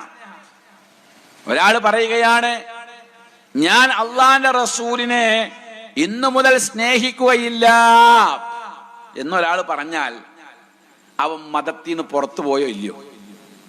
പുറത്തുപോയി. റസൂലുള്ള സ്നേഹത്തിന് അർഹനല്ല, ഞാൻ സ്നേഹിക്കൂല എന്ന് പറഞ്ഞാൽ അവൻ പുറത്തുപോയി, ഔട്ടാണ്. അപ്പൊ ആ സ്നേഹം ഏതാ? അത് ഹുബ്ബ് ഫിത്രിയല്ല, ഹുബ്ബ് ശർഈയ, മതപരമായ സ്നേഹ. അപ്പൊ നമ്മൾ മനസ്സിലാക്കേണ്ടത് ഇവിടെ അള്ളാന്റെ റസൂലിനോടുള്ള സ്നേഹം എന്ന് പറഞ്ഞാൽ ഹുബ്ബ് ഫിത്രിന്റെ അപ്പുറം ഹുബ്ബ് ശർഈയാണെന്ന് മനസ്സിലാക്കണം. റസൂലുള്ളാഹി സ്വല്ലല്ലാഹു അലൈഹി വസല്ലമയെ ഹുബ്ബ് ഫിത്രി, പ്രകൃതിപരമായി സ്നേഹിച്ച വ്യക്തികളുണ്ട്. പ്രവാചകനെ ഹുബ്ബ് ശർഈ, മതപരമായി സ്നേഹിച്ച വ്യക്തികളുണ്ട്. പ്രകൃതിപരമായി സ്നേഹിച്ച വ്യക്തി പ്രകൃതിപരമായി സ്നേഹിച്ചതിന്റെ പേരിൽ അയാൾ സ്വർഗത്തിൽ കിടക്കോ? ഇല്ല. അങ്ങനെ കിടക്കുമായിരുന്നുവെങ്കിൽ മഹാനായ പ്രവാചകന്റെ മൂത്താപ്പയായ അബൂ താലിബ് സ്വർഗത്തിൽ പോകണമായിരുന്നു. കാരണം എന്താ? അബൂ താലിബ് അള്ളാന്റെ റസൂലിനെ സ്നേഹിച്ചിട്ടുണ്ട്. അള്ളാന്റെ റസൂലിനെ സ്നേഹിച്ചിട്ടില്ല എന്ന് ആർക്കെങ്കിലും പറയാൻ കഴിയോ? അബൂ താലിബ് റസൂലുള്ളാഹിനെ സ്നേഹിച്ചില്ല എന്ന് ആരെങ്കിലും പറയോ? ആർക്കും പറയാൻ കഴിയില്ല. റസൂലുള്ളാഹിനെ, പ്രവാചകനെ സ്നേഹിച്ചിട്ടുണ്ട്. പ്രവാചകന്റെ മതത്തെ കുറിച്ച് അബൂ താലിബിന്റെ അഭിപ്രായം, ലഖദ് അലിംതു ബിഅന്ന ദീന മുഹമ്മദി മിൻ ഖൈരി അദിയാനിൽ ബരിയതി ദീനാ. എനിക്കറിയാം മുഹമ്മദിന്റെ ആദർശം എന്ന് പറഞ്ഞാൽ മറ്റുള്ള മതങ്ങളെക്കാൾ നല്ല ആദർശമാണ് എന്ന് എനിക്ക് നന്നായിട്ടറിയാം. ഇത് അബൂ താലിബ് പറഞ്ഞ ആളാ. ആ അബൂ താലിബ് അള്ളാന്റെ റസൂലിനെ പ്രകൃതിപരമായും ഒരു അനിയന്റെ മകൻ എന്ന നിലയിൽ സ്നേഹിച്ചിട്ടുണ്ടില്ല എന്ന് പറയാൻ കഴിയില്ല. അല്ലെങ്കിൽ അതിനേക്കാൾ സ്നേഹിച്ചിട്ടുണ്ട്. പക്ഷേ അള്ളാന്റെ റസൂലിനെ ശർഈയായി സ്നേഹിച്ചോ, മതപരമായി സ്നേഹിച്ചോ? നോക്കാം നമുക്ക്. അബൂ താലിബ് ശയ്യാവലംബനായി കിടക്കുകയാ, മരിക്കാൻ കിടക്കുകയാണ്. അബൂ താലിബിന്റെ ചുറ്റുവട്ടത്ത് കുറെ ആളുകൾ കൂടിയിട്ടുണ്ട്, ഖുറൈശി തറവാട്ടിലെ പ്രമുഖരായ ആളുകൾ. ആ സമയത്ത് മഹാനായ റസൂലുള്ളാഹി സ്വല്ലല്ലാഹു അലൈഹി വസല്ലം തന്റെ രോഗശയ്യയിൽ കിടക്കുന്ന മൂത്താപ്പാനെ കാണുവാൻ വേണ്ടി കയറി ചെല്ലുകയാ. കയറി ചെല്ലുമ്പോൾ അത്യാസന്ന നിലയിൽ കിടക്കുന്ന അബൂ താലിബ് മരണത്തിലേക്ക് അടുത്തുകൊണ്ടിരിക്കുന്ന രംഗം കണ്ടപ്പോൾ മഹാനായ റസൂലുള്ളാഹി സ്വല്ലല്ലാഹു അലൈഹി വസല്ലമ അബൂ താലിബിനോട് പറയുകയാണ്, പ്രിയപ്പെട്ട മൂത്താപ്പാ, ഖുൽ ലാ ഇലാഹ ഇല്ലല്ലാഹ്, ലാ ഇലാഹ ഇല്ലല്ലാഹ് പറയൂ മൂത്താപ്പാ, എങ്കിൽ താങ്കൾക്ക് സ്വർഗത്തിൽ പ്രവേശിക്കാൻ കഴിയും. അത് കേട്ടപ്പോ ചുറ്റുവട്ടം നിൽക്കുന്ന ഖുറൈശി പ്രമുഖർ പറയുകയാണ്, അലാ മില്ലത്തി അബീക്കും, മുഹമ്മദിന്റെ മില്ലത്തനുസരിച്ചല്ല മരിക്കേണ്ടത്. നിന്റെ പൂർവ്വപിതാക്കളായ ലാത്തയെയും ഉസ്സയെയും വിളിച്ച് പ്രാർത്ഥിച്ചിരുന്ന പൂർവ്വപിതാക്കളുടെ മാർഗത്തിൽ നീ മരിക്കണം. അങ്ങനെ അവസാനം അബൂ താലിബ് ഈ ലോകത്തോട് വിട പറഞ്ഞത് ലാത്തയുടെയും ഉസ്സയുടെയും പേരുച്ചരിച്ചുകൊണ്ടാണ്. അല്ലേ? അങ്ങനെയാ മരിച്ചത്. ഈ അബൂ താലിബ് സ്വർഗത്തിലാണോ? അല്ല, അല്ല. ആ സങ്കടം സഹിക്കാൻ വയ്യാതെ വന്നപ്പോൾ അള്ളാന്റെ റസൂല് ദുഃഖത്തോടുകൂടെ ആ വീട്ടിൽ നിന്ന് പുറത്തിറങ്ങുമ്പോ വഹിയുമായി ജിബ്രീൽ അലൈഹിസ്സലാം വന്നു. ജിബ്രീൽ വന്നിട്ട് വഹി ഓതി കൊടുത്തത് എന്താ? വഇന്നക ലാ തഹ്ദീ മൻ അഹ്ബബ്ത വലാകിന്നല്ലാഹ യഹ്ദീ മൻ യശാ. ആ പിതാവ്, ആ മൂത്താപ്പ മരിച്ചത് മുസ്ലിം ആയിട്ടാണെങ്കിൽ പ്രവാചകൻ അത്ര സങ്കടം ഉണ്ടാവോ? ഖുർആൻ പറഞ്ഞത് വഇന്നക ലാ തഹ്ദീ മൻ അഹ്ബബ്ത, താങ്കൾക്ക് ഇഷ്ടമുള്ള ആളുകൾക്ക് ഹിദായത്ത് കൊടുക്കാൻ കഴിയില്ല. വലാകിന്നല്ലാഹ യഹ്ദീ മൻ യശാ, അല്ലാഹു ഉദ്ദേശിച്ചവർക്ക് ഹിദായത്തുള്ളൂ എന്ന് പറഞ്ഞ അബൂ താലിബ് മരിച്ചത് മുസ്ലിം ആയിട്ടല്ല. ഇതാണ് മുജാഹിദ് പ്രസ്ഥാനം ഈ സമൂഹത്തിന്റെ മുമ്പിൽ ഉദ്ധരിച്ച തെളിവ്. അപ്പോൾ ഈ തെളിവിനെ ഒന്ന് മറികടക്കണം, വേണ്ടേ? അതിനാണ് അട്ടിമറി നടത്തിയത്. അബൂ താലിബിന്റെ സ്നേഹം, പ്രകൃതിപരമായ സ്നേഹം കൊണ്ട് തന്നെ അബൂ താലിബ് സ്വർഗത്തിൽ തന്നെയാണെന്ന് വരുത്തി തീർക്കാൻ സമസ്തക്കാര് തീരുമാനിച്ചു. സമസ്തക്കാരങ്ങനെ തീരുമാനിച്ചതൊന്നും നമ്മൾ അറിഞ്ഞിട്ടില്ലല്ലോ. ഈ ഇരിക്കുന്ന മുജാഹിദുകൾ അറിഞ്ഞോ? ഇല്ല. ഈ മുതുപറമ്പ് അങ്ങാടിയിൽ കൂടിയിരിക്കുന്ന നാട്ടുകാരറിഞ്ഞോ? സമസ്തക്കാർ അബൂ താലിബിനെ പിടിച്ച് മുസ്ലിമാക്കിയ കഥ ഇല്ല. എന്നാൽ അവരുടെ പ്രസിദ്ധീകരണം അറിഞ്ഞു. ഇത് 2006 ചെമ്മാട് ദാറുൽ ഹുദയിലെ പബ്ലിഷിംഗ് വിങ്ങിൽ പുറത്തിറക്കിയ തെളിച്ചം മാസികയുടെ കോപ്പി അത്. ഈ തെളിച്ചം മാസികയില് അന്നത്തെ സമസ്ത കേരള ജംഇയ്യത്തുൽ ഉലമയുടെ ജനറൽ സെക്രട്ടറി ആയിരുന്ന ചെറുശ്ശേരി സൈനുദ്ദീൻ മുസ്ലിയാരുമായിട്ടുള്ള അഭിമുഖമാണ് ഈ കാണുന്നത്. ഇതിന് സംശയമുള്ള ആൾക്കാരുണ്ടെങ്കിൽ ഞാൻ വേണമെങ്കിൽ ഒരു കോപ്പിയോടെ കൊടുത്തിട്ട് വെക്കോളാം. എന്താ? പോർക്കളത്തിൽ പിറന്നവന് പോരാട്ടങ്ങളെ പേടിക്കേണ്ടതില്ല. അതില് ചെറുശ്ശേരി സൈനുദ്ദീൻ മുസ്ലിയാര് മുൻ ജനറൽ സെക്രട്ടറി ആയിരുന്ന EK അബൂബക്കർ മുസ്ലിയാരുമായിട്ടുണ്ടായ അഭിപ്രായ വ്യത്യാസങ്ങളെ കുറിച്ച് ചർച്ച ചെയ്യുന്ന ഭാഗത്ത് EK അബൂബക്കർ മുസ്ലിയാർ ചെയ്തിരുന്ന ഒരു പുണ്യപ്രവർത്തിയെ കുറിച്ച് പറയുന്നുണ്ട്. കേട്ടോ, അഭിപ്രായ വ്യത്യാസങ്ങളൊക്കെ സ്വാഭാവികമാണല്ലോ. ഖുർആൻ പരിഭാഷയുടെ കാര്യത്തിൽ ഈക്കയും കണ്ണിയത്തും അസം മുസ്ലിയാരും ഖുർആൻ പരിഭാഷ പാടില്ല എന്ന് പറഞ്ഞപ്പോൾ ഞാനും KVയും KK ഹസ്രത്തും അത് അനുവദനീയമാണെന്ന് പറഞ്ഞു. അങ്ങനെ അഭിപ്രായ വ്യത്യാസങ്ങളൊക്കെ പറയാം. കൂട്ടത്തിൽ പറയുകയാണ്, അബൂ താലിബ് മുസ്ലിമായിട്ടാണ് മരണപ്പെട്ടത്. EK അബൂബക്കർ മുസ്ലിയാരുടെ അഭിപ്രായം എഴുതിയേക്കാണ്. അബൂ താലിബ് മുസ്ലിമായിട്ടാണ് മരണപ്പെട്ടത്. ചിലപ്പോൾ ഞങ്ങളെല്ലാവരും കൂടിയിരിക്കുന്ന സദസ്സില് ശംസുൽ ഉലമ ഉറക്കെ വിളിക്കും ഇലാ ഹദറത്തി അബീ താലിബ് റളിയല്ലാഹു അൻഹു അൽ ഫാത്തിഹ എന്ന് വിളിച്ച് പ്രാർത്ഥിക്കുമായിരുന്നു. ഈ അട്ടിമറിയൊന്നും നമ്മൾ അറിഞ്ഞില്ലല്ലോ. കേട്ടോ, ഇതെന്തിനാണെന്നറിയോ? അബൂ താലിബ് മുസ്ലിമായിട്ടാണ് മരിച്ചതെന്ന് ഇവിടെ സ്ഥാപിക്കണം. കാരണം അബൂ താലിബിന്റെ ഹുബ്ബ് ഫിത്രി, പ്രകൃതിപരമായ സ്നേഹം കൊണ്ട് അബൂ താലിബ് സ്വർഗത്തിൽ പ്രവേശിച്ചിരിക്കുന്നു എന്ന് സമർത്ഥിക്കാൻ വേണ്ടി അതിലൂടെ നബിദിനം ഇവിടെ അനുവദനീയമാണ്. പ്രവാചക സ്നേഹം, അതായത് ഹുബ്ബ് ഫിത്രി എന്ന് പറഞ്ഞാൽ പ്രകൃതിപരമായ സ്നേഹം എന്ന് പറഞ്ഞാൽ ആ സ്നേഹത്തിന്റെ പ്രകടനം എങ്ങനെയാകാം? ശരിയല്ലേ? നമ്മുടെ കുട്ടികളോടൊക്കെ നമ്മൾ കാണിക്കുന്ന സ്നേഹപ്രകടനത്തിന്റെ രൂപം എങ്ങനെയാ അതൊന്നും പറയാൻ പറ്റൂല. പല കോലത്തിലും ആയിരിക്കും. ഓരോരുത്തർക്കും ഓരോ രീതിയിലാ സ്നേഹം കാണിക്കാൻ പറ്റുക. അപ്പോ ഓരോരുത്തർക്കും ഓരോ രീതിയിൽ ഇവിടെ സ്നേഹം കാണിക്കാനെങ്കിൽ പ്രവാചകനോടുള്ള സ്നേഹം ഹുബ്ബ് ഫിത്രി ആയിരിക്കണം, പ്രകൃതിപരമായ സ്നേഹമായിരിക്കണം.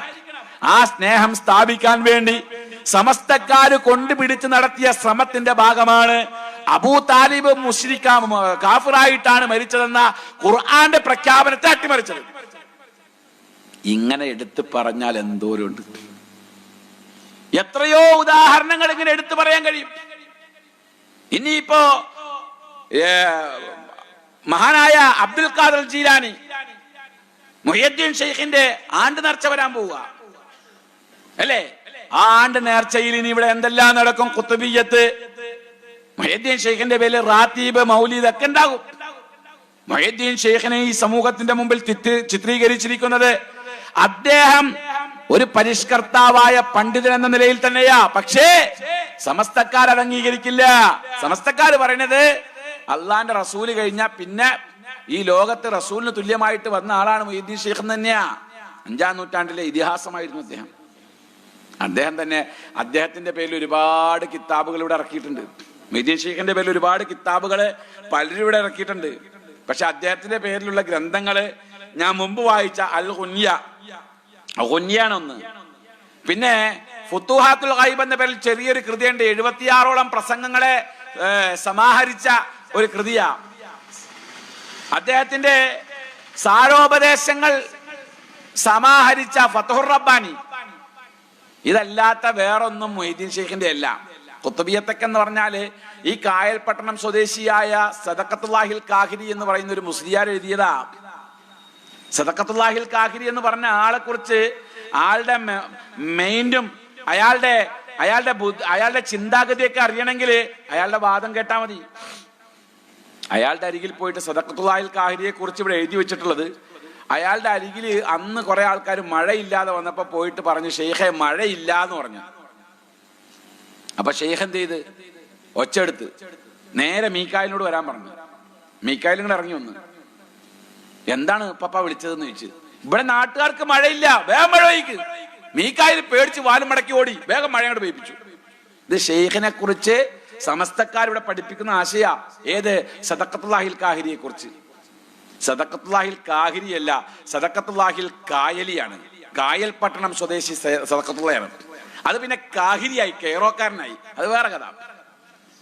ഈ സദഖത്തുള്ളാഹിൽ കാഹിരി എഴുതിയ കുത്തുബിയത്ത്, ആ കുത്തുബിയത്തിനെ സമസ്തക്കാർ നെഞ്ചിലേറ്റുമ്പോ ഈ സദഖത്തുള്ളാഹിൽ കാഹിരിയെ കുറിച്ച് EK അബൂബക്കർ മുസ്ലിയാർ പറഞ്ഞ വർത്താനം എന്താണെന്നറിയോ? ഇവിടെ നമ്മുടെ ഈ കൊണ്ടോട്ടി പരിസരങ്ങളിൽ ഒരു കാലഘട്ടത്തിൽ ഒരു വലിയ സംവാദം നടന്നു. അതായത് സമസ്തയുടെ മുൻനിര പ്രാസംഗികന്മാരിൽപ്പെട്ട രണ്ടാളുകൾ തമ്മിലാണ്. അന്ന് EK അബൂബക്കർ മുസ്ലിയാർ സമസ്തയുടെ സെക്രട്ടറി അല്ല, സമസ്തയുടെ സെക്രട്ടറി, ജനറൽ സെക്രട്ടറി ആകാതിരുന്ന കാലഘട്ടത്തില് EK അബൂബക്കർ മുസ്ലിയാരോടൊപ്പം മുജാഹിദ് പ്രസ്ഥാനത്തെ എതിർക്കാൻ വേണ്ടി ഓടി നടന്ന ഒരു വ്യക്തിയാണ് പതി അബ്ദുൽ ഖാദർ മുസ്ലിയാർ. ഈ പതി അബ്ദുൽ ഖാദർ മുസ്ലിയാർ മുജാഹിദ് പ്രസ്ഥാനത്തെ എതിർത്ത് നടക്കുന്ന കൂട്ടത്തില് പതി ഒരു ഹനഫി പക്ഷപാതിയായിരുന്നു, ഹനഫി മദ്ഹബുകാരനാണ്. അഹ്നാഫുകൾക്കിടയിൽ ഒരു വാദമുണ്ട്, എല്ലാവർക്കിടയിലല്ല, ചില ആളുകൾക്കിടയിൽ. ജലാലത്തിന്റെ ഇസ്മിനെ കനപ്പിക്കാൻ പാടില്ല എന്ന്.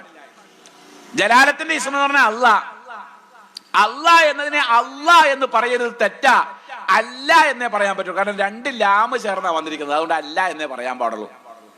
ഹനഫി മദ്ഹബുകാരുടെ ഇടയിലുള്ള ഒരു വാദാണത്. ഇന്നും ഹനഫി മദ്ഹബുകാരല്ല, ഞാൻ ബാഖിയാത്തിലൊക്കെ പഠിക്കുന്ന കാലഘട്ടത്തിൽ അവിടുത്തെ പള്ളിയിലൊക്കെ ബാങ്ക് കൊടുത്തോണ്ടിരുന്നത് അല്ലാഹു അക്ബർ, അല്ലാഹു അക്ബർ, അങ്ങനെ ബാങ്ക് കൊടുത്തോണ്ടിരുന്ന. അല്ലാ എന്ന് പറയില്ല, ജലാലത്തിന്റെ ഇസ്മിനെ കൽപ്പിക്കാൻ പാടില്ല എന്ന ഹനഫികളുടെ വിശ്വാസം. ഈ വാദം പതി അബ്ദുൽ ഖാദർ മുസ്ലിയാർ മലബാറിൽ വന്ന് പറഞ്ഞു. ഷാഫിയാക്കൾ കൂടുതലുള്ള മലബാറില് ഈ വാദം ക്ലച്ച് പിടിച്ചില്ല. പല ആളുകളോടും ഇദ്ദേഹം പ്രസംഗിച്ചും അല്ലാതെയും പറഞ്ഞു. ഒടുവിൽ ആ വാദത്തെ ഖണ്ഡിച്ചുകൊണ്ട് EK അബൂബക്കർ മുസ്ലിയാർ രംഗത്ത് വന്നു. അങ്ങനെ 2 പേർ തമ്മിൽ ഖണ്ഡനമായി. അവസാനം അത് വാദപ്രതിവാദമായി. എത്ര ദിവസം ആ വാദപ്രതിവാദം ഉണ്ടെന്നുള്ളത് സമസ്തയുടെ പഴയ ആൾക്കാരോട് ചോദിച്ചു നോക്ക്, അല്ലെങ്കിൽ സമസ്തയുടെ പതിയുടെയൊക്കെ ചരിത്രം അറിയുന്ന ആൾക്കാരോട് ചോദിച്ചു നോക്ക്. 11 ദിവസം നീണ്ടു നിന്നു ആ വാദപ്രതിവാദം. എന്താ തർക്കം? ഒരാൾ പറഞ്ഞു അല്ലാ എന്ന് പറയണമെന്ന്, ഒരാൾ പറഞ്ഞു അല്ല എന്ന് പറയണമെന്ന്. മുജാഹിദുകളുടെ വാദപ്രതിവാദത്തെയൊക്കെ എതിർക്കുന്ന, മുജാഹിദുകളുടെ ഖണ്ഡന പ്രസംഗങ്ങളൊക്കെ എതിർക്കുന്ന ആളുകളൊക്കെ ഇതൊന്ന് കേട്ടു നോക്കണം. അല്ലാ എന്ന് പറഞ്ഞോ അല്ല എന്ന് പറഞ്ഞോ എന്ന വിഷയത്തിൽ കേരളത്തിൽ 11 ദിവസം വാദപ്രതിവാദം നടന്നു. ആ വാദത്തിൽ പതി അബ്ദുൽ ഖാദർ മുസ്ലിയാർ ഉന്നയിച്ച പ്രധാനമായ വാദം ഖുർആനും സുന്നത്തൊന്നല്ല, മറിച്ച് പതി പറഞ്ഞത് ഒരു തെങ്ങ് മറ്റൊരു തെങ്ങിനോട് ചാരിയാൽ തെങ്ങ് തെങ്ങല്ലാതാവൂല്ലോ, ശരിയല്ലേ? ഒരു തെങ്ങ് മറ്റൊരു തെങ്ങിലേക്ക് ചാരിയാൽ തെങ്ങ് തെങ്ങ് തന്നെയാ. അതേപോലെ ഒരു ലാമ് മറ്റൊരു ലാമിലേക്ക് ചാരിയാൽ ലാമ് ലാമല്ലാതെ ആവൂല, അതുകൊണ്ട് ഇല്ല എന്നേ പറയാൻ പറ്റുള്ളൂ, എന്ന് പറയാൻ പറ്റില്ല. EK അബൂബക്കർ മുസ്ലിയാർ കൊടുത്ത മറുപടി ശരിയാ, നിങ്ങൾ പറഞ്ഞത്. ഒരു തെങ്ങ് മറ്റൊരു തെങ്ങിലേക്ക് ചാരിയാൽ തെങ്ങ് തെങ്ങല്ലാണ്ടാകൂല, തെങ്ങ് തെങ്ങ് തന്നെയാണ്. പക്ഷേ തെങ്ങിനൊരു പ്രത്യേകതയുണ്ട്, ചാരിയ തെങ്ങിനൊരു പ്രത്യേകതയുണ്ട്. അതുകൊണ്ട് ചാരിയ ലാം എന്ന പ്രത്യേകതകളുള്ളതുകൊണ്ട് എന്നേ പറയാൻ പറ്റുള്ളൂ, ഇല്ല എന്ന് പറയാൻ പറ്റൂല. ഇതാ വാദം. ഇങ്ങനെ വാദം മൂർജിച്ചു വന്ന ഘട്ടത്തില് അവസാനം പതി അബ്ദുൽ ഖാദർ മുസ്ലിയാർ വജ്രായുധം പുറത്തെടുത്തു. എന്താ വജ്രായുധം എന്നറിയോ? ഖുതുബിയ്യത്തിന്റെ രചയിതാവായ സദഖത്തുല്ലാഹിൽ കാഹിരി എന്ന മഹാപണ്ഡിതൻ പറഞ്ഞിട്ടുണ്ട്, അല്ല എന്നാ പറയേണ്ടത്, അല്ലാ എന്ന് പറയരുത്. ജലാലത്തിന്റെ ഇസ്മിനെ കനപ്പിക്കാൻ പാടില്ല എന്ന് ഖുതുബിയ്യത്തിന്റെ രചയിതാവായ സദഖത്തുല്ലാഹിൽ കാഹിരി പറഞ്ഞിട്ടുണ്ട്. അതിന് EK അബൂബക്കർ മുസ്ലിയാർ കൊടുത്ത മറുപടി എന്താണെന്നറിയാമോ? ഏതെങ്കിലും കുതിരപ്പട്ടാണ് എന്തെങ്കിലും എവിടെയെങ്കിലും എഴുതി വെച്ചാൽ അത് ദീനിൽ തെളിവല്ലടാമാണ്. മുജാഹിദുകളല്ല പറഞ്ഞത്, EK അബൂബക്കർ മുസ്ലിയാർ പറഞ്ഞത്. ശംസുൽ ഉലമക്ക് തുറന്ന കത്തെന്ന പേരിൽ ഒരു പുസ്തകം ഉണ്ട്, ഇവിടെ ഒന്ന് വായിച്ചു നോക്കി അറിയാതെ. ഈ വിഷയം അവിടെ എഴുതിയിട്ടുണ്ട്. അങ്ങനെ സമസ്തയുടെ മുൻ ജനറൽ സെക്രട്ടറി ആയിരുന്ന EK അബൂബക്കർ മുസ്ലിയാരുടെ വാദപ്രകാരമുള്ള കുതിരപ്പട്ടാണ് എഴുതിയ കുത്തുബിയ്യത്ത് ഇന്ന് സമൂഹത്തിൽ ചെല്ലിപ്പറയാൻ ഒരുങ്ങിക്കൊണ്ടിരിക്കുക. ആരെ തോപ്പിക്കാൻ? മുജാഹിദുകളെ തോപ്പിക്കാൻ. മുജാഹിദുകളെ തോപ്പിക്കാൻ കഴിയില്ല. ഇത് റബ്ബിന്റെ ദീന. ഈ ദീനി സമൂഹത്തിന്റെ ഇടയില് ആർജവത്തോടു കൂടെ വിളിച്ചു പറയാൻ മുജാഹിദ് പ്രസ്ഥാനത്തിന്റെ ഓരോ കുട്ടിയും ഓരോ കാലഘട്ടത്തിൽ സജീവമാണ്, മനസ്സിലാക്കണം. അപ്പോൾ അഹ്ലുസുന്നത്തി വൽ ജമാഅത്ത് എന്ന് പറയുന്ന ഒരു വലിയ ആശയം, ആ ആശയത്തെ കുറിച്ച് മുഹയ്യദ്ദീൻ ഷെയ്ഖ് പറഞ്ഞ വാദം വെച്ചുകൊണ്ടാണ് ഞാൻ ചർച്ച ചെയ്യുന്നത്. മുജാഹിദുകളുടെ ഏതെങ്കിലും പണ്ഡിതനോ നേതാക്കന്മാരോ ഷെയ്ഖുൽ ഇസ്ലാം ഇബ്നു തൈമിയ്യ പോലുള്ള ആളുകളോ ഒന്നും പറഞ്ഞ വാദം ഇവിടെ പറയാനില്ല. മറിച്ച് നിങ്ങൾ അംഗീകരിക്കുന്ന റബീഉൽ ആഖിറിലെ നിങ്ങളെ മൗലിദും അതേ പ്രകാരം റാത്തീബൊക്കെ നടത്താൻ ഉദ്ദേശിക്കുന്ന മഹാനായ മുഹിയുദ്ദീൻ ശൈഖ് റഹിമഹുമുല്ലാഹ് അദ്ദേഹത്തിന്റെ കുഞ്ഞയിൽ നിന്നുള്ള ഉദ്ധരണി വെച്ചുകൊണ്ട് തന്നെ പറയട്ടെ, ആ വാദപ്രകാരം, അതായത് അസുന്നത്തു മാ സന്നഹു റസൂൽ, സുന്നത്ത് എന്ന് പറഞ്ഞാൽ റസൂലുള്ളാഹ് സുന്നത്താക്കി തന്നതും, വൽ ജമാഅത്തു മത്തഫഖ അലൈഹി സഹാബത്തു അലാ അഹദി ഖുലഫാഇർ റാഷിദീൻ അൽ മഹ്ദിയീൻ, ഖുലഫാഉർ റാഷിദീങ്ങളുടെ കാലഘട്ടത്തിൽ സഹാബികൾ ഏകോപിച്ച തീരുമാനമനുസരിച്ചുള്ളതുമാണ് ജമാഅത്ത്. ഇത് പ്രകാരമുള്ള അഹ്ലുസുന്നത്തി വൽ ജമാഅത്തിൽ ഏത് ആശയമാണ് നിങ്ങളുടെ കൂട്ടത്തിൽ ഉള്ളതെന്ന് തെളിയിച്ചാൽ വളരെ ഉപകാരമായിരുന്നു. നിങ്ങളുടെ തരീഖത്ത് പ്രസ്ഥാനമാണോ, നിങ്ങളുടെ നിസ്കാരത്തിന് ശേഷമുള്ള കൂട്ടുപ്രാർത്ഥനയാകട്ടെ, നിങ്ങളുടെ സലാത്ത് മജ്ലിസ് ആകട്ടെ, നിങ്ങളുടെ മഹദറത്തുൽ ഖാദിരിയാകട്ടെ, നിങ്ങളുടെ മജ്ലിസുൻ നൂറാകട്ടെ, മജ്ലിസുൻ നൂറൊക്കെ എടുത്ത് പറയേണ്ട കഥകളാണ്. മജ്ലിസുൻ നൂറിന്റെ പിറവി എവിടുന്നാണെന്നറിയാമോ? മജ്ലിസുൻ നൂറിന്റെ പിറവി എന്ന് പറഞ്ഞാല്, അതായത് ഒരു മഹല്ലില്, സമസ്തക്കാരുടെ ഒരു മഹല്ലില് ഒരു പുതിയ ഖത്തീബ് വന്നാല് ഒരു പുതിയ SI ചാർജ് എടുക്കണ പറയാം. അതായത് മുമ്പുള്ള ആള് കൊണ്ടുവന്നതിനേക്കാൾ മാറ്റിമറിച്ച പുതിയ പരിഷ്കാരം എന്തുണ്ടെന്നാ ചിന്തിക്കാറ്. അപ്പൊ വരുമ്പോ ചോദിക്കും, ഇവിടെ മുമ്പുണ്ടായിരുന്ന ഖത്തീബ് നിസ്കാരത്തിന് ശേഷം പ്രാർത്ഥന കഴിയുമ്പോൾ സലാത്ത് ചൊല്ലിയിരുന്നു. അപ്പൊ അനുയായികൾ പറയും, അല്ലെങ്കിൽ നാട്ടുകാർ പറയും, 3 സലാത്ത് ചൊല്ലിയിരുന്നു. എന്നാ ഞാൻ 7 സലാത്തിയല്ല, എന്നാ 7 സലാത്തിയല്ല. ഇങ്ങനെ ദീനിൽ ഇല്ലാത്ത കാര്യങ്ങൾ എങ്ങനെയൊക്കെ കൂട്ടിച്ചേർക്കണോ അങ്ങനെ കൂട്ടിച്ചേർക്കുന്നതിനെ കുറിച്ച് റിസർച്ച് ചെയ്തുകൊണ്ടാണ് ഓരോ ഖത്തീബും ചുമതല എടുക്കുന്നത്. അങ്ങനെ വന്ന കൂട്ടത്തില് നമ്മുടെ നാട്ടിലൊരു സംഭവം ഉണ്ടായല്ലോ. അതായത് റമദാനിന്റെ ലൈലത്തുൽ ഖദറിന്റെ രാത്രിയിൽ നാട്ടുകാരെ മുഴുവനും പാടത്തേക്ക് കൊണ്ടുപോയി, പള്ളിയിൽ നിറക്കി പാടത്തേക്ക് കൊണ്ടുപോകുന്ന സലാത്ത് നഗർ. ഈ സലാത്ത് നഗർ എന്ന് പറയുന്ന സംവിധാനത്തെ ഒന്ന് പൊളിക്കണം. അത് ഏപ്പിക്കാരുണ്ടാക്കിയതാണല്ലോ. അപ്പൊ ഈക്കാര് തീരുമാനിച്ചു, ഇത് പൊളിക്കാൻ നമുക്കൊരു വഴിയുള്ളൂ, നാട്ടുകാരെ മുഴുവനും നമ്മുടെ ഭാഗത്തേക്ക് സംഘടിപ്പിക്കുക. അങ്ങനെ ഉണ്ടാക്കിയ ഒരു സംഭവമാണ് മജ്ലിസുൻ നൂർ. മഹാന്മാരായ അസ്ഹാബുൽ ബദ്രീങ്ങളുടെ പേര് വെച്ചുകൊണ്ട് ഉണ്ടാക്കി കാട്ടിക്കൂട്ടിയ ഒരു സംഭവം. ഈ അടുത്ത കാലഘട്ടത്തിലാണ് തുടങ്ങിയത്. ഞാൻ സമസ്തയിലൊക്കെ പ്രവർത്തിക്കുന്ന കാലഘട്ടത്തിൽ, സമസ്ത പള്ളിയിൽ ഖത്തീബായിരിക്കുന്ന കാലഘട്ടത്തിൽ ഇത് തുടങ്ങിയിട്ടില്ല എന്ന് പറഞ്ഞാൽ ഒരു 5-8 കൊല്ലമായിട്ടുള്ള അതിന്റെ ഇപ്പുറത്തേക്കായിട്ടുള്ളൂ. ഞാൻ വന്നിട്ട് 10 വർഷമായി. 10 വർഷത്തിന്റെ അപ്പുറത്ത് പരിശോധിച്ചാൽ മജ്ലിസുൻ നൂർ പൊടി പോലുമില്ല കണ്ടുപിടിക്കാൻ എന്ന രീതിയിലായിരുന്നു. ഇപ്പോ അത് സർവ്വവ്യാപകമായി നടത്തിക്കൊണ്ടിരിക്കുക. ഇതടക്കം മജ്ലിസുൻ നൂർ ആകട്ടെ, താജു സലാത്ത് ആകട്ടെ, നാരിയത്തു സലാത്ത് ആകട്ടെ, സലാത്ത് ഹൽക്കയാകട്ടെ, ദുആ സമ്മേളനമാകട്ടെ, സലാത്ത് നഗറാകട്ടെ, തുടങ്ങി നിങ്ങൾ ഇവിടെ എണ്ണിപ്പറഞ്ഞ് കെട്ടിക്കൊട്ടി ഉണ്ടാക്കിയിരിക്കുന്ന സകലമായ അനാചാരങ്ങളും, ഈ അനാചാരങ്ങളിൽ ഒരെണ്ണമെങ്കിലും ഈ പറയപ്പെട്ട അഹ്ലുസുന്നത്തി വൽ ജമാഅത്തിന്റെ നിർവചന പ്രകാരം ശരിയാണെന്ന് തെളിയിക്കാൻ സമസ്തക്കാർക്ക് കഴിയോ? ഇല്ല. അതുകൊണ്ട് നാട്ടുകാരെ, പ്രിയപ്പെട്ട ഈ ദേശവാസികളോട് നമുക്ക് പറയാനുള്ളത്, അഹ്ലുസുന്നത്തി വൽ ജമാഅത്തിന്റെ ആശയമാണെന്ന് പറഞ്ഞുകൊണ്ട് നെഞ്ചിലേറ്റിയിരിക്കുന്ന പല ആശയാദർശങ്ങൾ ഓരോന്നും അക്കമിട്ട് വിശദീകരിക്കാനുള്ള സമയക്കുറവ് കൊണ്ട് തന്നെയാണ് പറയുന്നത്.